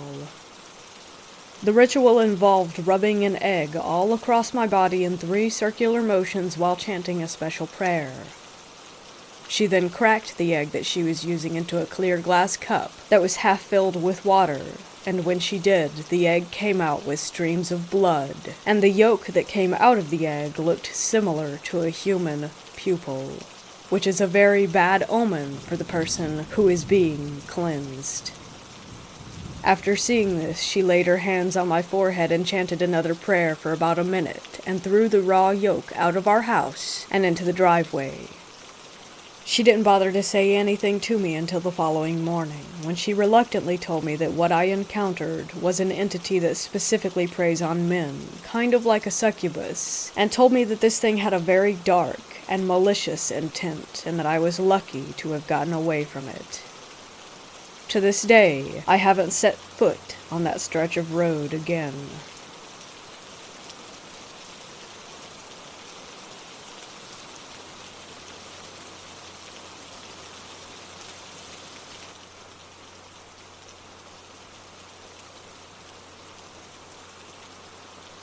When I was around 12 years old, my family and I moved into a semi-detached house just up the street from our previous home. The house wasn't very big, and the floor plans for our part of the house were completely different from our neighbors. Our neighbors were a lovely little family of 4. Husband is from England, wife from Norway, which is where I lived. They also had a 3-year-old little girl and a 6-month-old baby boy. Now, I love children, always have, and at that time, I really wanted to start babysitting. It's quite common to start babysitting at age 12, and I was turning 13 a month later anyway, so I wanted to find some small job. As we got to know our neighbors over the next few months of living there, my parents told the neighbors that if they ever needed a sitter, then it would be nice if they would consider trying me out. Seeing as it would be my first job as a babysitter, we thought it would be smart to start with my next-door neighbors, seeing as my parents would literally be on the other side of the wall just in case anything happened. Cut to a Friday night when my neighbors went to a party that was happening just down the street. I got there at around 8 p.m., and the parents told me that they would come home at around 2 to 3 a.m. Both kids were already sleeping, so they told me to just put on a movie and relax. These kids were the easiest to babysit ever. Once you put them to bed and they fell asleep, absolutely nothing would wake them up. They are some of the heaviest sleepers I've ever seen, so babysitting them was usually pretty uneventful. I was on the couch watching Avatar in the living room on the 2nd floor. The kids had their own separate bedrooms that were just downstairs where the front door was. I could basically see their bedrooms from where I was sitting, as the place was quite small. Because of the hallway, I couldn't see the front door. Again, this house was very small, so as long as the TV wasn't on too loud, then I could hear everything that happened downstairs. At around midnight, I heard the front door unlock, and my neighbors walked in while talking. I heard them close the door, and I heard them start taking off their jackets and their shoes. I thought it was a bit weird that they hadn't called to let me know that they were coming home early, but I just assumed that it must have slipped their minds, so I went downstairs to greet them. I could hear them talking up until the point that I came around the corner to the hallway that led to the door. There was no one there. The talking fell silent the second that I turned the corner. The only sound was from the TV upstairs. My heart started beating so fast and my head was rushing. I ran to the bedrooms and checked the kids before I searched the rest of the house. I opened every door, checked every cabinet for anything that would explain what had just happened, but there was nothing there. The kids were still sound asleep. Eventually, I convinced myself that I was just imagining things. I checked the kids one last time and made certain that the doors were wide open so that I could see them from upstairs.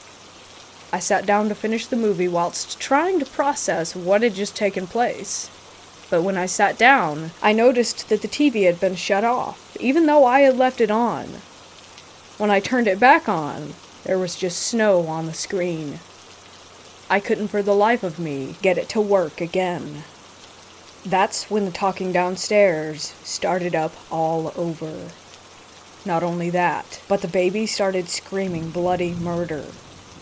This baby never woke up from naps, and definitely wouldn't ever scream the way that it did that night.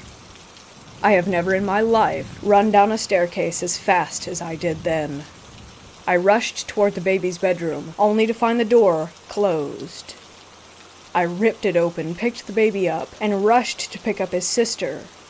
I took them both upstairs and held those kids for almost 3 hours before the parents came back home. The talking and sounds downstairs came and went, as I had the kids with me on the couch. I held them as close to me as I could, and tried my best to help them stay asleep. As the parents came home, I was too scared to walk downstairs to greet them. I couldn't be sure if it was even actually them or not, until they walked up the stairs where they found me clutching their children. Obviously, they noticed that I was upset and asked me what had happened. I honestly felt like I had lost my mind at that point, but I told them the story anyway. After I was finished, they told me that it wasn't the first time anything like that had happened there. Apparently, they heard voices all the time at night. I was kind of mortified that they didn't think to warn me before, but they said that they were sorry that this had happened to me, and the mom walked me home to my house. I slept with the lights on for almost a month after that.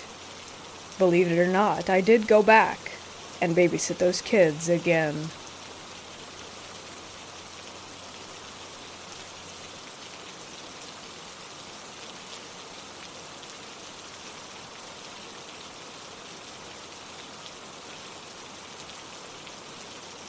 For about 2 years now at my childhood home, there has been something in the woods around it.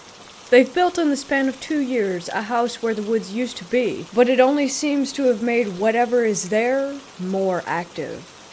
So for backstory, 2 years ago I was with my dog taking him out to go pee. He was being agitated and skittish, which is very unlike him. He's a Chow Shepherd mix, and he's as much a protector as any other dog, so his attitude this night in particular had me on edge as well. I went to join him when I heard him growling, so I stepped out to the side of the house, hearing him absolutely lose it. For a bit of setting, there's a fence around the length of our backyard that also goes about halfway up the sides of the house.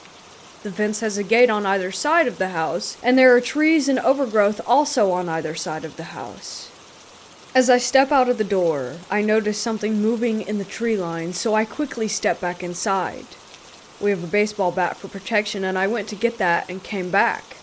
My dog was still losing it, and was staring at the thing I had seen, and had not moved. He was growling, snarling, and his ears were pinned and his tail was tucked. Something was really, really messing with him.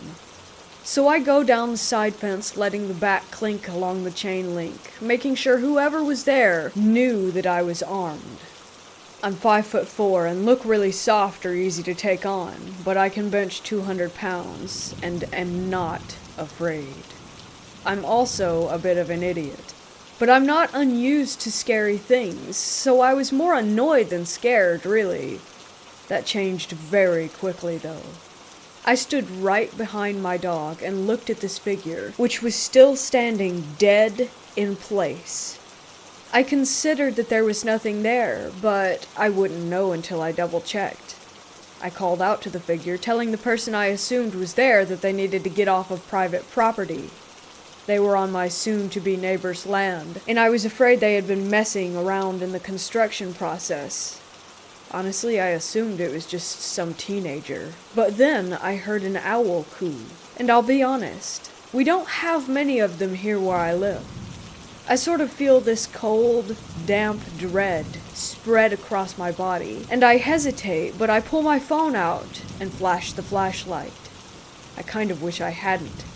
Standing there was a figure, which was ridiculously tall, I'll say 8 to 10 feet, and thin and wiry. It was in all black, something like a hooded robe. It looked heavy, and it didn't hang naturally. I couldn't tell the physical size of the body of this thing because it was so heavily clothed, but its face was the thing that really threw me for a loop. It had the face of an owl. I don't know what kind of owl, but the big black eyes, the beak, the round moon face, and it clearly had a pale tan face, and the dark brown feathers around the edges of it. It did not blink or move when the light hit it. It continued to just stand there. I could see the rise and fall of its chest. My dog barked for the first time with the light on it, and quickly I turned off the light and moved back inside. I'm a practicing witch, so after that I quickly worked on protections for the house, my dog, and me, and also did a cleansing because I felt almost electrocuted. I've seen it twice since this first time, and my mother has seen it a few times too. She hypothesizes that it's angry about the new construction on the land, and I think it's a warning.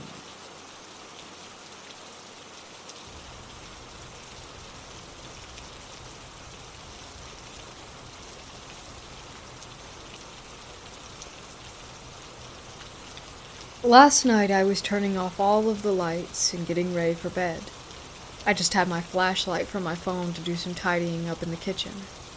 I turn it off and go walk into the bedroom. Across from the kitchen, in the living room, there is a shadow. This was something that was different from the usual, as it clearly caught my attention. It was something that looked like a long shape peering in from the upper right side of the window, as if it was a long neck or just some weird shape, definitely abnormal. I was genuinely afraid, and kept turning the lights on and off to see when I could see it. It was only when it was completely black inside, and the street light and neighbor's porch lights were slightly illuminating the window. I tried to look out, but could only see myself in the blinds, and it really freaked me out. So I left the lamp by the window on, and after debating, I told myself not to wake my partner up because realistically it's nothing, and what could it be? I mean, we're on the second floor. It seemed really close to the window, and it wasn't moving. I'm not one to believe in paranormal activities. In fact, every time I watch scary YouTube videos that claim to be true and have paranormal shadows or movements, I instantly think it's not true and get annoyed. Walking tonight with my partner, I remembered the situation from last night. I saw nothing on the outside that would show through the window and create the shape that I saw. I quickly went inside with him to see what I could see from the inside with all the lights out again. I was expecting to see it there, and that it was something that I just never noticed before. But it was gone. The window looks completely normal, and the lights outside are the same as they always are. I'll never know what it was, and next time I will definitely be waking up my partner if I see it.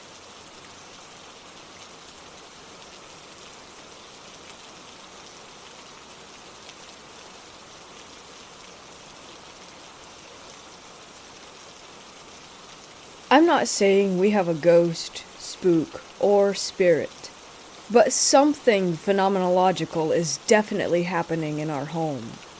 The brief background on the home is that it's over 70 years old in an older part of our town. The previous resident was a well-respected attorney in the area, and he died here. We wouldn't learn this until after we moved in. The house was almost completely dismantled and rebuilt with new everything. Paint, electric, plumbing, drywall, etc. One floor, not a whole lot of square footage. An attic that has about 2.5 feet of clearance. Not long after getting moved in, my wife and I learned a little bit more about the house's history, and that the previous owner had passed away, and that it was quite some time after his death before he was discovered. We made peace with this information, and continued settling in. The first peculiar incident wasn't really that peculiar. It had been well over a year since the previous owner passed, but he kept receiving mail. A lot of mail. Fun mail, too. Magazines and newspapers with the subscriptions renewing. We remarked on the mail as being merely interesting, and for the sake of creating a tradition, we always kept the old attorney's mail for a day or two, in case he just wanted to read it. Eventually, this would trickle to a stop. The second peculiar incident caught our attention. After 2 months of being in the house, we decided to get newer, better locks for the doors. I had a new key, my wife had a new key. 2 extra keys went on the key hook. A few days go by, and my wife asked me if I had lost my key or if I had trouble locking or unlocking the door. I hadn't. She showed me the 2 extra keys. Both were still on the wire ring, and both had bends of about 15 degrees right at the key shoulder. We agreed that this was odd, but we let it go with some loose rationalizations. The third peculiar incident started a little over 2 years ago, and continues still. Neither I nor my wife smoke. However, about once every 2 weeks on a random day, and usually after midnight, the distinct odor of warm cigarette smoke can be smelled in our living room. At first, we thought it was someone walking nearby, or a neighbor, or an odd or unfortunate combination of smells from a garbage can. We got some cameras, and pointed them outside to see what we could see. Nothing. The last time we smelled cigarettes was about 2 weeks ago. And we've had electricians check our wiring on unrelated matters just in case. The fourth incident relates to the second. 2 metal spoons in the silverware drawer were bent. Almost snapped. Aside from the cigarette smoke, it's been a while since anything has happened, until last week. For whatever reason, the attorney's mail is resumed and the 5th peculiar incident has occurred. I work out in the woods, and my wife now works from home in the company of our 2 cats. In a flurry of texts and phone calls, she told me that it sounded like someone was running around upstairs, as if they were rushing across the house to answer the phone, was how she described it. We've had squirrels in our useless attic and the occasional tree branch. The footsteps exceeded both of those. The 6th and most recent peculiar incident is equal parts mundane and intriguing.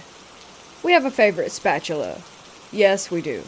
Some of you reading this probably have your own favorite spatula, spoon, fork, pot, pan as well. We used the bright robin's egg blue utensil to make our Thanksgiving dinner and set it aside with the rest of the cooking detritus. That evening, and the following morning, the kitchen is cleaned and everything is put away. Sunday began the greater holiday baking season, requiring the favorite spatula. Except, it was missing. The ceramic container where the utensils are stored has everything else. Red things, green things, metal things, wooden things. Visual inspection of the surrounding area results in zilch. Every cupboard and drawer opened and investigated to nothing.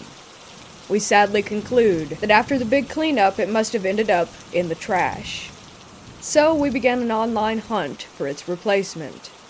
On Friday last, I get a picture of the utensils sitting quite happily amongst all the others.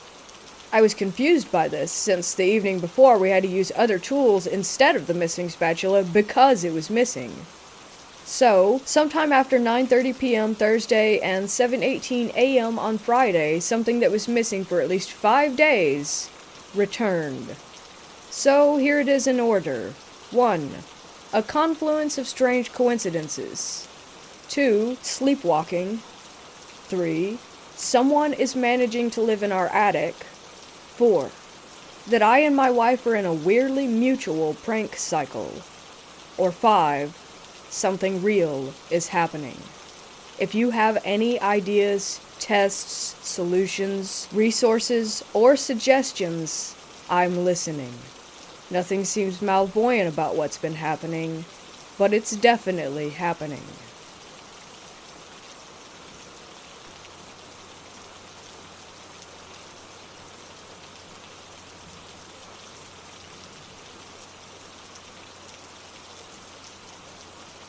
So for some backstory, my mother has breast cancer, and before our town got a cancer treatment center at the hospital, my mother would have to travel to a city 4 hours away to get treatment. At times, this would be 3 days. She would leave, get treated, and then come back on the 3rd day. At this time, my brother was in his early teens and was going through that rebellious stage of his life. So guess who gets called to look after him when my mother does her treatments? Day 1. My mother leaves early, about 6 in the morning, and tells me that she would send me a text message once she gets to her hotel. I came around yesterday so that my mother could leave early and told her to have a safe trip. Eventually my brother wakes up to get ready for school. This is on a Friday. I give him his lunch, and he's off. I spend my day just sitting around my mother's house, giving her cat some attention, giving the dog some food, watching TV. The basics, really. Sure enough, my brother returns back from school and we do the typical brother things. Night comes, he goes to bed, and I stay up for a little while watching TV. About 10, I turn it off and make my way to the spare room where I was staying while Mom was away. I get underneath the blanket and close my eyes. As I could feel myself on the verge of sleep, I hear it. Thud, thud, thud, thud. It was the sound of footsteps, as though someone was quickly moving back and forth through the living room. My eyes shot open, and my thoughts quickly went to burglar. Someone was in my mother's house, moving around, trying to find something to steal. But as I listened, I noticed something else. I would hear it, then a pause, and then again, like someone was running back and forth, only stopping for a moment just to do it all over. The sound was too light for a grown person, but sounded more like that of a child. I sighed, believing this to be my brother. My mom had told me before she left about how my brother would sneak out of his room to grab his phone or Game Boy and play it when he was meant to be sleeping. Thinking this was the case, I get out of bed and make my way into the living room. As I did, the noise stopped. I continued on up to my brother's room. I opened the door and peeked in. He looked like he was sleeping, but looks can be deceiving. I returned to the living room and I decided to pretend to have fallen asleep on the couch so that I could catch my brother in action. Somehow I actually did fall asleep. I awoke to something brushing my nose. Turns out it was the dog. I look around to see the slightest of light coming in the windows. If I had to guess, it was maybe 2 or 3 in the morning. Tired, I get up and make my way back to bed. Once again, as I felt myself about to drift off, the noises started up again. In my tired state, I just concluded that it must be possums in the roof, and went back to sleep. Day 2. It was Saturday, so I let my brother sleep in. The lazy butthole didn't get up until 11. It went well. We hung out, had lunch, played some games, nothing really major. Well, not until that night. Once again, I stayed up while my brother went to bed, and again, around 10, I turned the TV off and went to go to sleep. Sure enough, just as I was about to drift off, thud, thud, thud, thud. Those darn possums, I moaned to myself. Then I heard a little girl giggle. My eyes shot open after hearing that, and the running resumed. I sat up, hearing the playful running back and forth in the living room. I just sat there trying to figure out where this little girl's giggle had come from. It sounded like a 7 or a 10-year-old. I turned to the window, seeing the next-door neighbor's light still on. I began to think that the noise I was hearing was coming from them, that maybe they had a little girl over and she was just being a pest.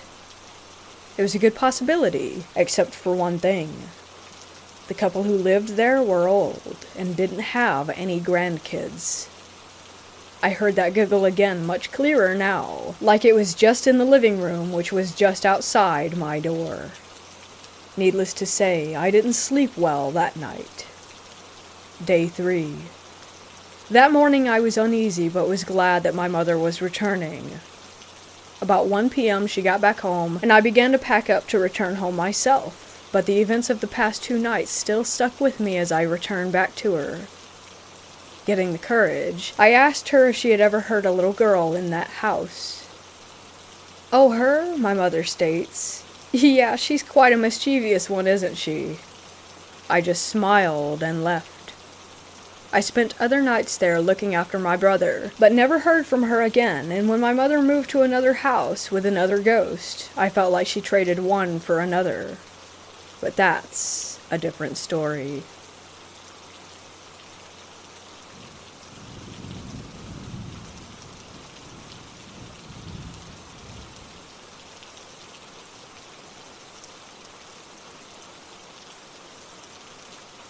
So I don't know how many people really believe in ghosts or the paranormal, or in people who say that they can see them.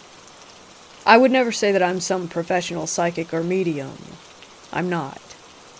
I just know that I've always been able to see things that other people couldn't, hear things other people couldn't, and knew things that other people didn't. Pretty much my whole life.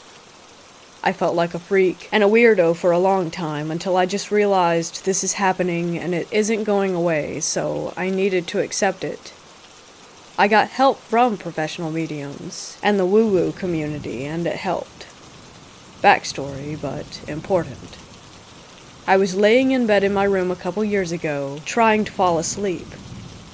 It was a long hallway, and my sister's room was at the end, and so was my mom's. My sister had a friend over who was dealing with an abusive boyfriend, and they were drinking and talking about it. This will also be important. You know how you get that feeling that someone's watching you? Or that feeling in a store when you just know that someone has stepped into your space? You don't have to look. You just know.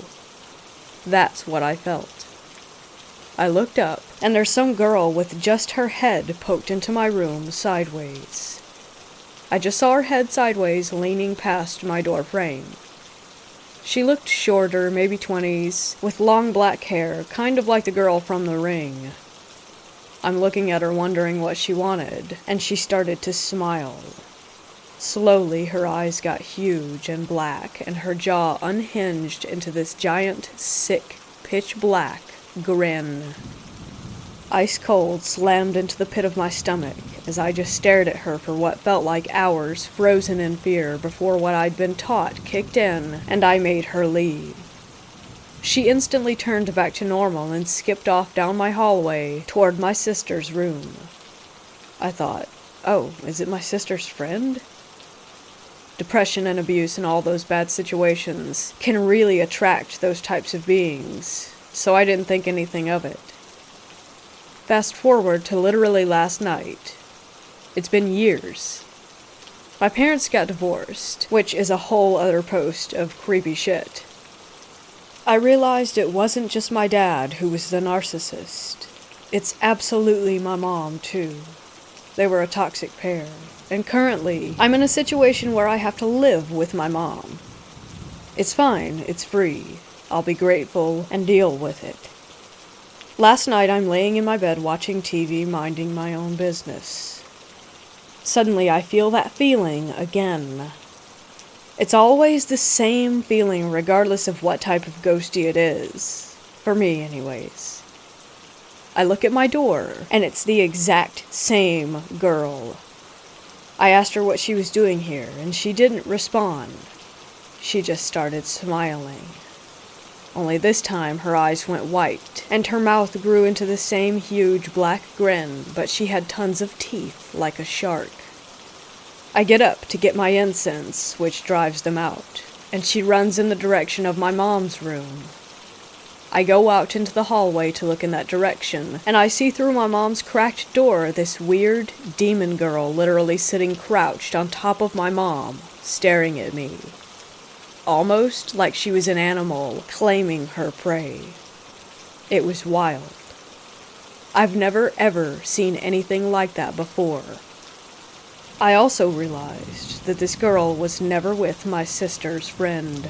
She was with my mom for however many years. But my mom's a crazy and very, very negative person regardless of what anyone does to help her. She loves drama and loves being a victim and loves complaining, so it's matching her energy, I guess. This ghost girl feels more like a bully than anything truly demonic. Like she had fun picking on people, which my mom absolutely does too. This ghost girl can't hurt me. She's just around, and man, it sure is scary when she is. She looks like an absolute demon, that's for sure. I've since seen other types of entities in her room at night while she slept, and have told her about it. She says I'm crazy at first, and then in the days that follow, she'll tell me how it feels dark.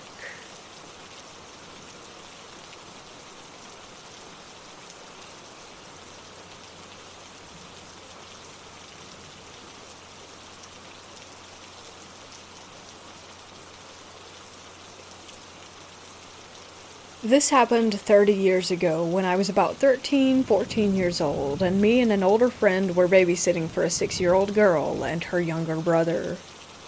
We have been told that sometimes the girl complains about seeing a ghost man in her bedroom and upstairs at night, and that he comes out through the attic door. Now, I didn't believe a word of it. Kids are weird and say weird things. We get the kids ready for bed, but they wouldn't settle. The girl said that she felt scared, and her little brother started crying. She asked if she could sleep in her mom's bed until she got home. The little brother wanted to go with her. So I tucked them in and told some silly stories and laughed until they were both tired.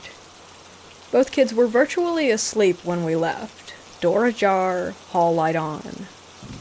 An hour later, we're sitting downstairs watching The Equalizer, and all was good. Kids were definitely asleep, as I had to sneak past their room to use the bathroom. I had a quick peek on my way back, and aside from the little brother snoring a bit, everything else was quiet. I go back downstairs, and we watch TV a bit more. About 20 minutes go by, and out of nowhere we hear banging. Heavy, heavy banging, and the kids are screaming immediately. I run up the stairs, and meet the kids as they're running out of the room. More banging, and this time I have eyes on the kids, so I know that they're not making the noise. The kids fly at me. I grab the little brother, and we rush downstairs into the front room, shut the door, and all crash onto the sofa. Everything is silent apart from the TV, which I switch off. We sit in silence for about 5 minutes, just sorta holding each other. After a bit, the girl, with tears in her eyes, just says in a matter-of-fact way, the man was angry because she wasn't in her own room, so he tried to push over a wardrobe, and then he started thumping the wall. This event has stayed with me all these years.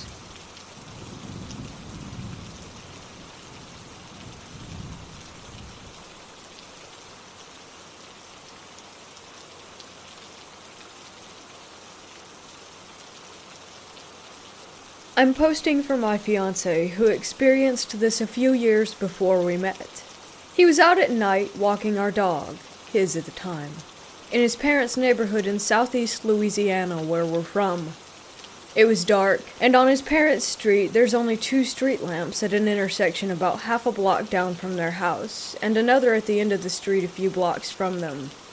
He got as far as the first lamp when he saw someone or something down the street, hunched over, digging in the neighbor's garbage cans under the next light. He thinks it may have been furry, but he said the color was dark, like black, gray, or maybe brown. He stopped with the dog, and this thing notices them under the streetlight and straightens up. He said suddenly it was between 7 and 8 feet tall, and its legs were bending in the opposite direction that human legs could bend at the knee.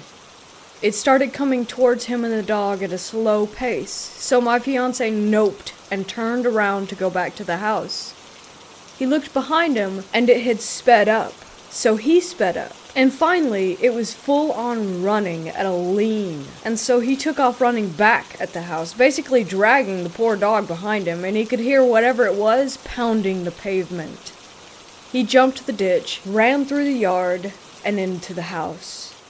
He said sometime after that he noticed very large, very inhuman footprints in the yard, literally right off the concrete path that leads up to their front door. A few nights later, he went out to smoke around 3 or 4 in the morning, and there were more footprints on the concrete directly outside the door, as if this thing was just standing there, looking in the giant window that was in the front door. Also, this was around the same time that summer when a lot of pets were going missing in the area, as in you couldn't go a block without seeing missing posters plastered everywhere. We have no idea what this thing was, and he never saw it again after that, and animals stopped going missing shortly after. We've talked about it a bunch of times, and have been trying to figure it out for years.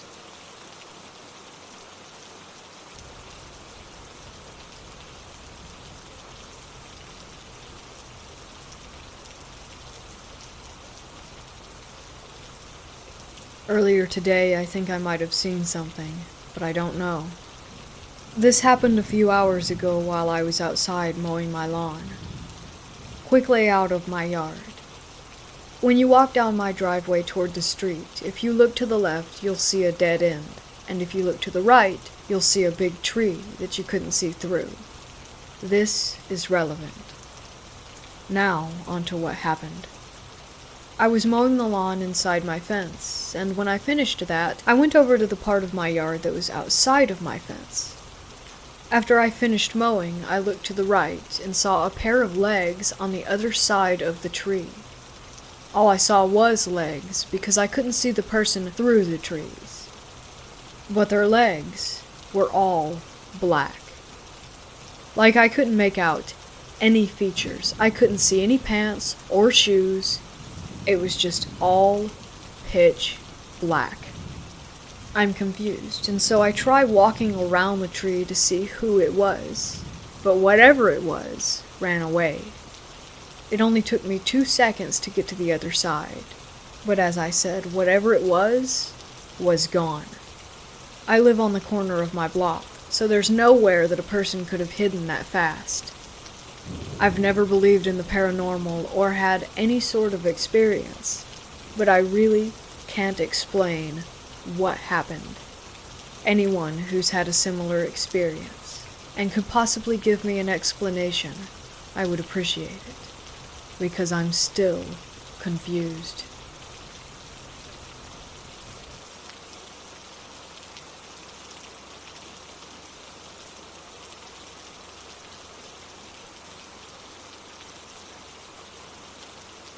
So about 15 years ago, I was living with my ex-girlfriend, my sister, and her husband in an old house not far from town. Within the first few weeks of living there, strange things were happening regularly. Lights going out randomly, noises upstairs. At one point, one of the windows at the back of the house was cut. Like someone had went in with glass cutters trying to break in, but gave up on it and left. Creepy stuff like that. That was bad enough, but things got pretty severe as time went on. One week in particular was truly insane. The first thing that happened that week was on a Tuesday night. Everyone was working, and I was home alone watching TV when I noticed that our cat was acting really weird, backed into a corner, and arched up as though she was scared. When I went to get up, the electricity went out in the house, and it was pitch black inside. The second that happened, I heard really loud footsteps running down the stairs toward me. I got up and braced myself for whatever it was, but there was nothing. I gathered myself and went outside to the front garden to check if the other houses' lights were on, but my house was the only one that was dark. I went to the fuse box to reset the trip switch, and all was back to normal. A few days later, I think it was a Tuesday, we were all sitting in the living room watching a movie and eating a pizza. The lights were on, there was a good atmosphere in the house. when out of nowhere, a massive bang happened upstairs. We go up to check it out, and I went into our bedroom and saw that my bedside table was in the middle of the room. But the worst and last thing that happened to me was on a Saturday night. I'll never forget this. It still gives me chills when I think about it. We go to bed, everything's normal. We watch a bit of a movie and fall asleep. I wake up facing the wall and glance at the alarm clock. It reads 3:13 a.m. I turned over to go back to sleep and saw my ex standing in the center of the room. Confused, I begin to sit up and ask her what's wrong. But as I start to sit up, I realize my ex is asleep in bed next to me. A surge of fear runs through my core, and I'm frozen to the spot. My eyes adjust, and I just barely make out the figure. It was a young girl in a nightdress with a cartoon character on it, soaking wet, with her head looking down at the floor. I could hear the water droplets landing on the carpet, and I'm just sitting there totally in shock, unable to believe my eyes. After a couple of seconds, her apparition melted away and faded out of sight. I got up and turned on the lights and tried to tell myself that it was just a night terror or something, but the problem with that was that there was a wet patch where she had been standing. We moved out shortly after that, but I can still picture her to this day. Creepiest thing I've ever experienced.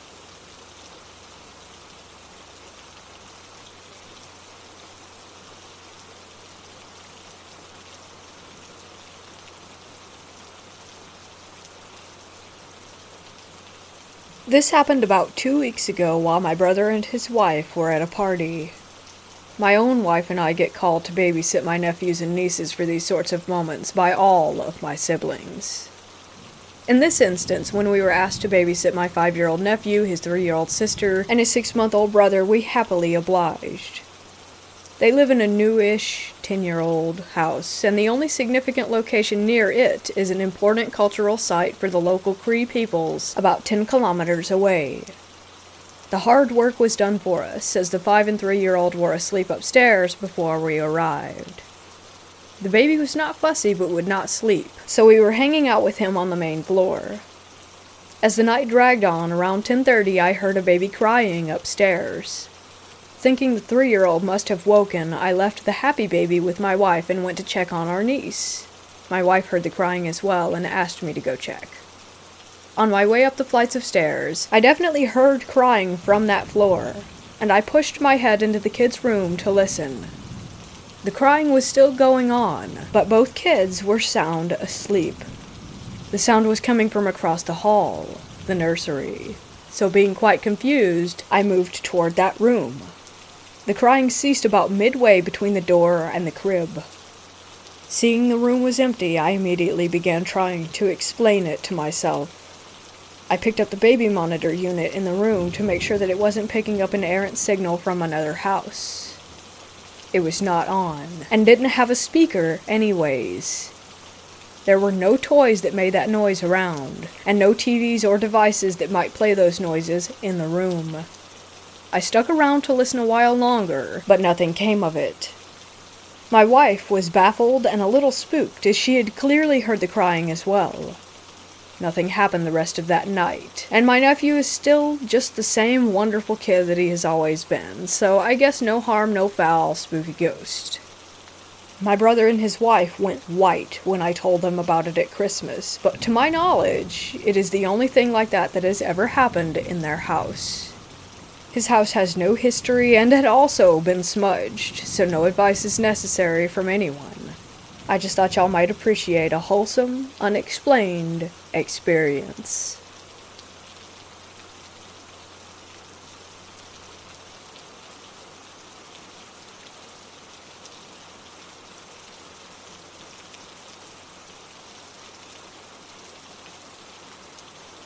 This happened around 12 years ago when a group of teens and a few adult chaperones went to a youth conference that was being held at the casino in Minneapolis.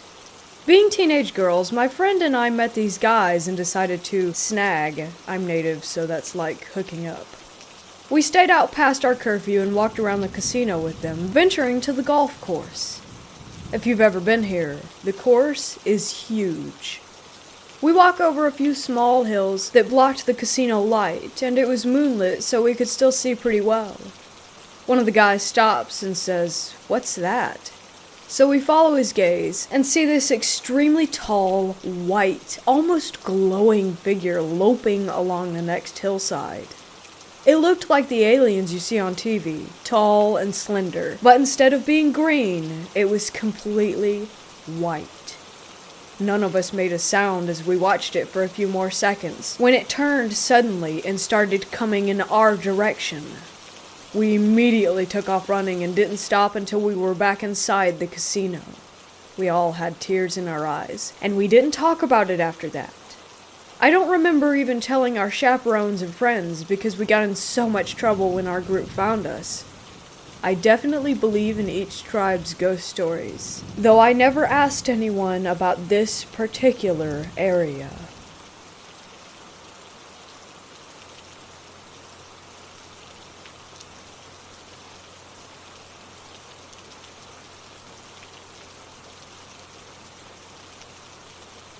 I've been a babysitter a bunch of times.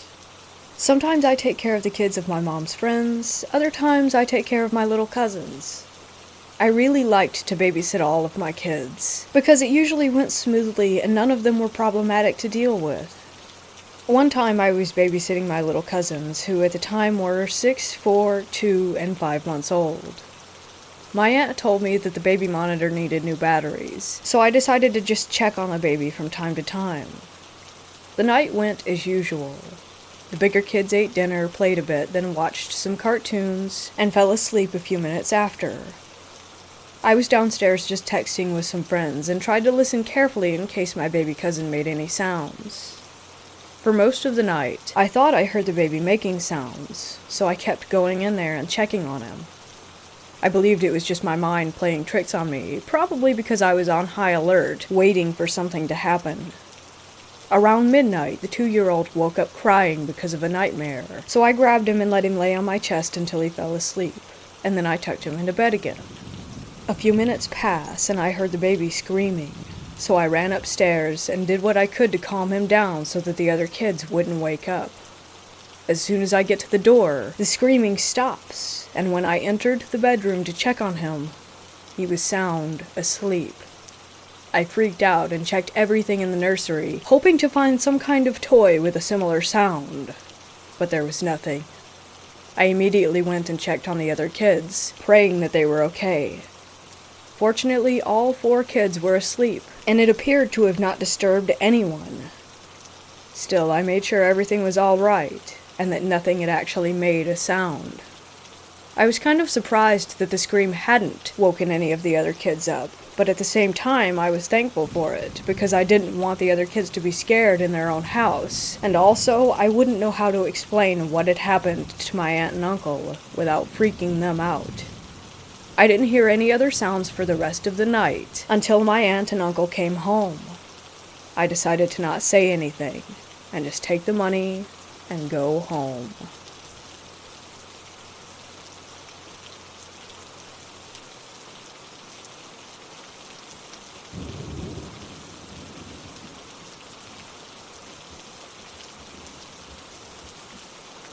This is a 100% true story that happened to me when I was about 12. I lived in a really small town in central Wisconsin with my family. My mom had gotten divorced when I was 8, but it was her and her boyfriend and all my siblings in the house, minus the 3 oldest. I had finally gotten my own room since the 3 oldest moved out, and was so excited, but for the first couple months I didn't sleep in there because I was too scared, so I would sleep with my sister in her room. As we were getting ready to move out of that house, I finally worked up the courage to sleep in my room by myself. My bed was positioned so that when I laid down on my back, I was facing the door. This night in particular, I had kept the bedroom door open because it was a really warm summer night. I remember waking up sometime in the night. I have no idea what time it was, nor do I think I would remember even if I had looked. Anyway, when I woke up, I turned over onto my back and happened to glance outside my door. When I did, I saw this black silhouette of a man who I thought looked just like Abraham Lincoln. Tall, thin, with what looked like a top hat and a beard. He was standing right outside my door next to the railing that led to the stairs. I remember staring for a moment, but getting freaked out and covering my head with the blanket and going back to sleep. Fast forward about a year to where we were moved into our new house, a small mobile home in the middle of nowhere, and I had a dream. In the dream, I was back in the old house, my childhood home. I remember all I could think was, I'm home. It felt so calm, so familiar. Everything was exactly how I remembered it, down to my messy room. In my dream, I went exploring through the house, reminiscing. I was so glad to be back, but then I woke up. It was such a nice dream, but I eventually forgot about it. And that was when I had my second dream. It was roughly a month or so later. I was back in my old home, but something was off. As I was walking through, I realized that things were missing.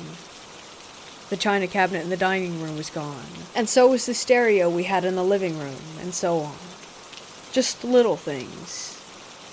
It didn't feel as familiar or as happy as the last dream that I had had, but when I woke up yet again, and just like the last time, I eventually forgot about it. Fast forward again to probably 2 or 3 months later, and I had another dream. I was back in my childhood home, surprise, surprise, and again things were missing and the whole energy just felt off. I remember feeling very uneasy and uncomfortable there, but I couldn't leave. And then I saw it again. The Abraham Lincoln-looking shadow that I had seen a year before. He was just wandering the halls upstairs. I got really freaked out and tried to leave, but then I woke up again. And again, I forgot about the dream not too long after. Finally, just a few short months later, when I was staying at my grandparents' house, I had what would be the last dream. I was back in my old home again, and this time, everything was gone. The whole house was empty. It probably looked like that because that was how it looked the last time I saw it, right before we officially left. But anyway, I was walking through the house feeling so creeped out, and again like last time, just wanting to leave. It no longer felt like home. Then there was this man or figure. It didn't look like the shadow that I had seen before, but I couldn't make out any features either. He asked me if I was okay, and I said no, and that I wanted to leave. Then he asked, "Would you like to leave with me?" and held out his hand. I got such a bad feeling from him that I said no. He started promising me that if I went with him, that I could go back to my childhood home, back to what was so familiar and happy to me. But I refused, and then I woke up. After that, I told my sister everything. From the shadow man that I saw first, to all the dreams that I had. At first, we thought that maybe I was having some sort of psychic visions, but a few years later, I found out the truth. I found out that the silhouette that I saw was a shadow person after I watched a video by Haley Reese on what they are. Then a couple more years later, after meeting my boyfriend, whose whole family is very into the supernatural, I found out what the whole thing actually meant. He explained to me that demons often come to you in dreams to attempt to possess you. They'll start by creating a situation that's familiar and comforting. But after a dream or two, they start adding or taking things away, slowly, so as not to make it obvious.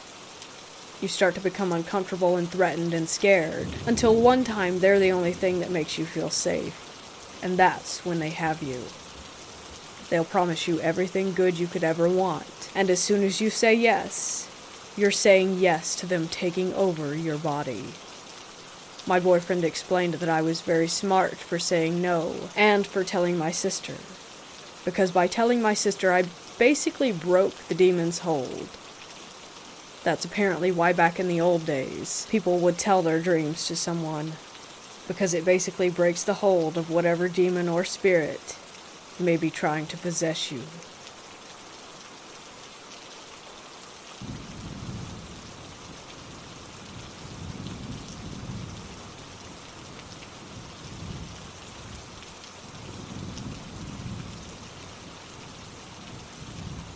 In the fall of 2019, I started babysitting for a new family. They live in a house built in the 1920s. I've always believed in angels and demons, not necessarily just ghosts. One of the first times that I was babysitting the 3-year-old and the 1-year-old, I was putting them to bed and I thought that I heard someone knocking on their front door downstairs. I looked out the window to see if the parents were home, but there was no one there. I decided to just ignore it. Another time, again, I was putting them to bed, and I heard what sounded like a man and a woman having a conversation in the kitchen. Again, I looked to see if the parents had just gotten home. They hadn't. Another time, I was watching them during the day when the mom was out of town and the dad was at work. I expected him home around 3:30. The girls were napping upstairs, and I heard the kitchen door open and footsteps. I was surprised the dad was back so early. As I turned the corner to go and greet him in the kitchen, I saw what I thought was him, black suit and all, walk past the door frame. I entered the kitchen and started to say, "Didn't expect you back so early," but there was no one there. The last time I ever babysat them, I was playing in the backyard with the girls. Let me remind you that the oldest one is 3. She is constantly scared to be alone or in the dark, which I thought was strange because usually at such a young age, kids haven't had any experiences to make them this frightened. She said to me that day, "I saw a slender man in my bathroom mirror, and he waved back at me." I was terrified. I asked her to repeat what she had just said multiple times. Slender man. She is 3. There's no reason for her to already know what that means. At that moment, I realized that I had always closed her bathroom door just because it felt creepy. And when I would come back to the room later, the door was always opened. I've never babysat for them again.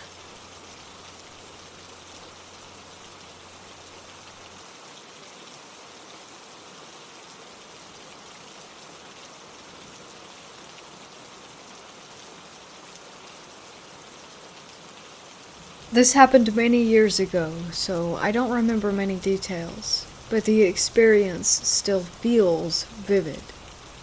It is important to be mentioned that the bedroom where I was has a view to the backyard and the kitchen. So, my story took place at my previous home when I was 10. I was alone with my sister, who was 4 at the time, but later my parents came home after Mass. The TV was on and showing a comedy program, but I wasn't very interested. After some time, I noticed what I thought was a person in the corner of my eye. But at a second glance, I realized it wasn't exactly a person. It was a child with curly hair. The silhouette resembled that. And my reaction was nothing but freak out. I was losing my mind, thinking about going to find out what it was or call someone. My sister was sleeping, so she didn't know about it until I told my parents. After some minutes, I managed to calm myself down and wait in that room until my parents came home.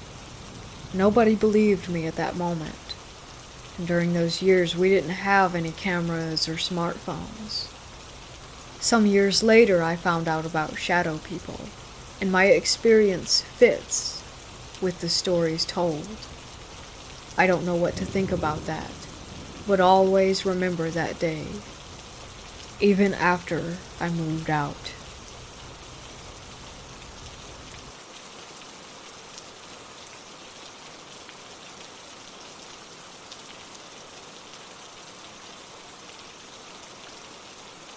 It all started when I was 5 or 6 years old and had an imaginary friend called Bombo.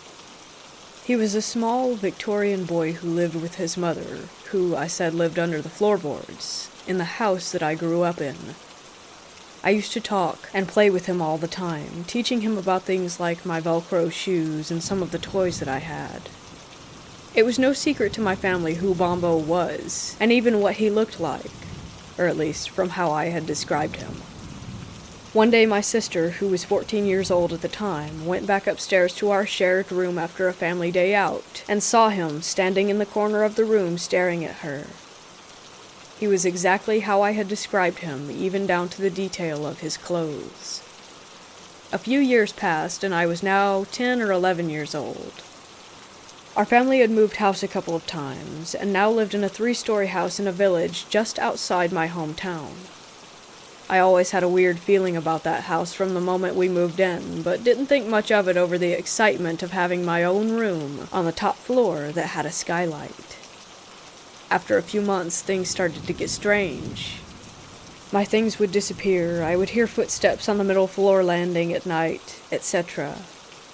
These experiences progressively ended up getting stranger, with sounds like nails being dragged up the railings on the top floor getting worse and worse, as well as some nights my little sister, who was 3 at the time, screaming, saying that there was a man growling at her in her room, although my family put that down to an overactive imagination and didn't really think anything else of it. It was quiet for a couple of months, before everything came back again. This time, it was much worse. This was the first time I saw it. One night I was in my room watching TV and getting things ready for school the next day. Out of the corner of my eye, I saw a face peering in at me through my skylight. Its skin was dark, and its eyes were white with no pupils, only veins, dark circles around its eyes leading to black cracks across its face. It was grinning at me, and even without pupils, I knew that it had its eyes locked on me. Needless to say that after a few seconds of initial shock, I ran downstairs to the rest of my family and refused to go back into my room. Shortly after this, my older sister, who had given birth recently and was living with us temporarily, had her own experience. As she was sleeping one night, she heard a knock on her door between 2 and 3 a.m. Thinking I was the one knocking, she shouted, "What?" twice, with no response. The door flung open after a few seconds with such force that the dresser had dented the door from the impact. No one was there. Shortly afterwards, we moved again for personal reasons to the house that we have now been in for years. For years, there was no unusual experiences other than the occasional sound of footsteps. Nothing that could be logically explained. When I was 18, my sleep schedule was the same as any teenager, waking up around noon and going to bed around 3 to 4 a.m. This one night in particular, I was up doing the same as always, listening to music, watching films, etc. At midnight, I went downstairs to the kitchen as usual to get some snacks. On my way back out of the kitchen, I saw it again. It was standing behind the front door looking in through one of the glass panels. It was the same face that I saw all those years ago. Same skin, same eyes, same dark circles and cracking features. It was staring right at me, this time with one of its hands leaning on the other glass panel as it watched me. The only difference was that this time it wasn't grinning. After standing there for what felt like an eternity, I ran as fast as I could up to my room and locked myself inside. I didn't sleep a wink that night. Some family friends who were regular churchgoers theorized after they heard what I saw that this thing that I saw was Bombo, or what had taken the form of him in the first place, and that when I had stopped giving him my attention and energy, he had then tried to use another way of getting my attention. I don't know what to think for sure. All I know is that what I saw was the exact same thing that I saw as a child, and it came back. It's been 4 years since the last time I saw it, and I hope I never see it again.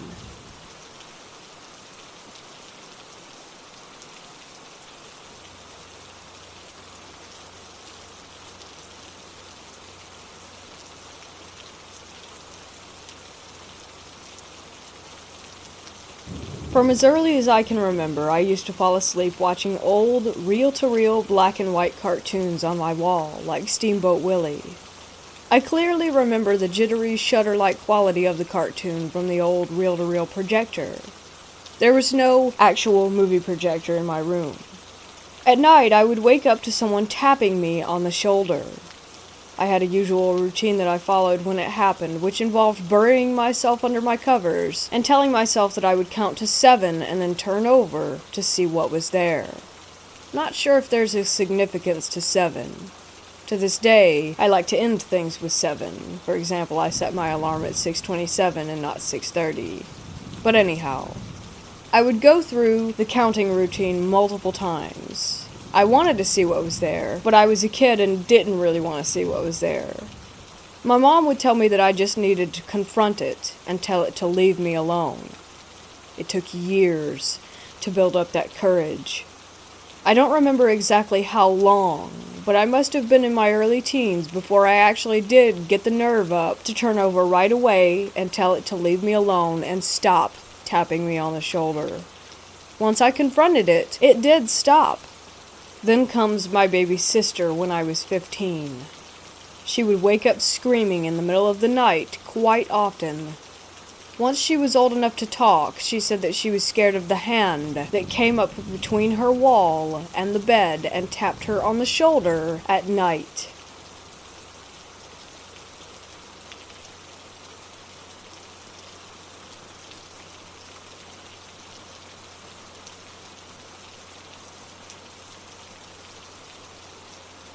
Ten years ago, when I was about 16, I started babysitting for a family that lived in my neighborhood. They had a sweet 7-month-old baby girl that I would babysit every now and then, and 2 dogs that were also very nice. Despite them having a nice house in a nice neighborhood, I still got a very weird feeling when I was in their home. It was almost like I was being watched or felt a presence there. Whenever I took care of the baby or their dogs, I would never want to spend longer there than needed. One night while babysitting her, about 2 years old, she asked to go down to their basement to play with Play-Doh. I said yes, and we went downstairs. I got a very weird feeling when we went down there, but I still got out the Play-Doh for her. We were playing for about 2 minutes before she came over to me and said that she was scared. I asked why she was scared, and she said that the man was scaring her. I said, "What?" Because I thought that I had heard her wrong the first time, and she said very clearly, "The man is scaring me." She then asked to go upstairs, and I said yes, and she bolted and ran up the stairs and left me to clean up the Play-Doh. About 6 months after that, the family asked me to care for the dogs while they were out of town, and I said yes. I ended up burning some sage and asking the spirit to leave the space. After that, I didn't feel the presence as strongly. It was to this day such a weird experience, and I still have no explanation for why that all happened.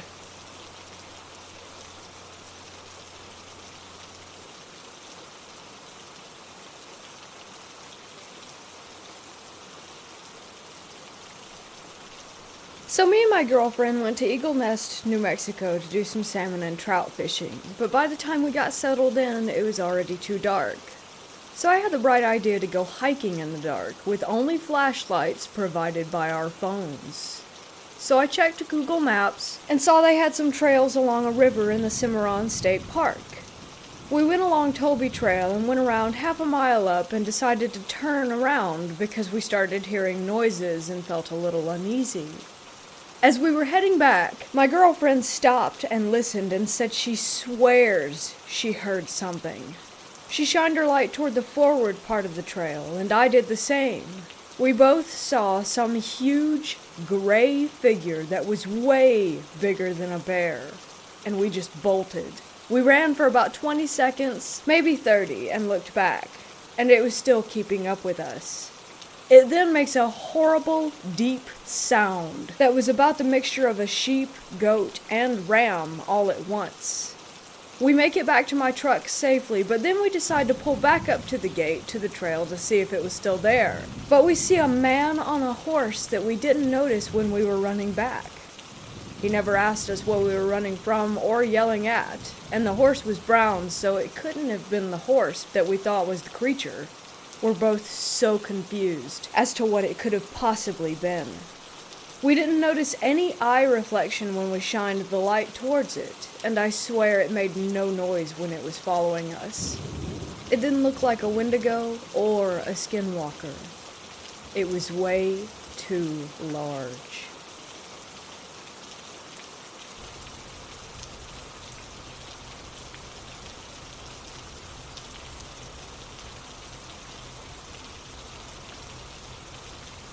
Last night I was laying in bed trying to sleep. My room is already a nice, cool temperature due to my air conditioner. However, it feels as though out of nowhere the temperature drops 10 more degrees. I find this a bit strange, but I don't really mind it. Then suddenly, I feel what I think is a touch, like something is touching me around my neck and chest, as well as pressure building on those areas. I simply try not to ignore it and go to sleep. The cold and sensations of touch are a mere annoyance at this point, but that's when I saw it. I looked over my bed to the door, and there it was. A large, lanky shadow figure standing there with yellow eyes. It was only there for a second, but it still managed to scare me. Luckily, I was able to sleep, and as a precaution, I now have a bowl of salt in my room, as I hear it repels evil spirits and possibly demons.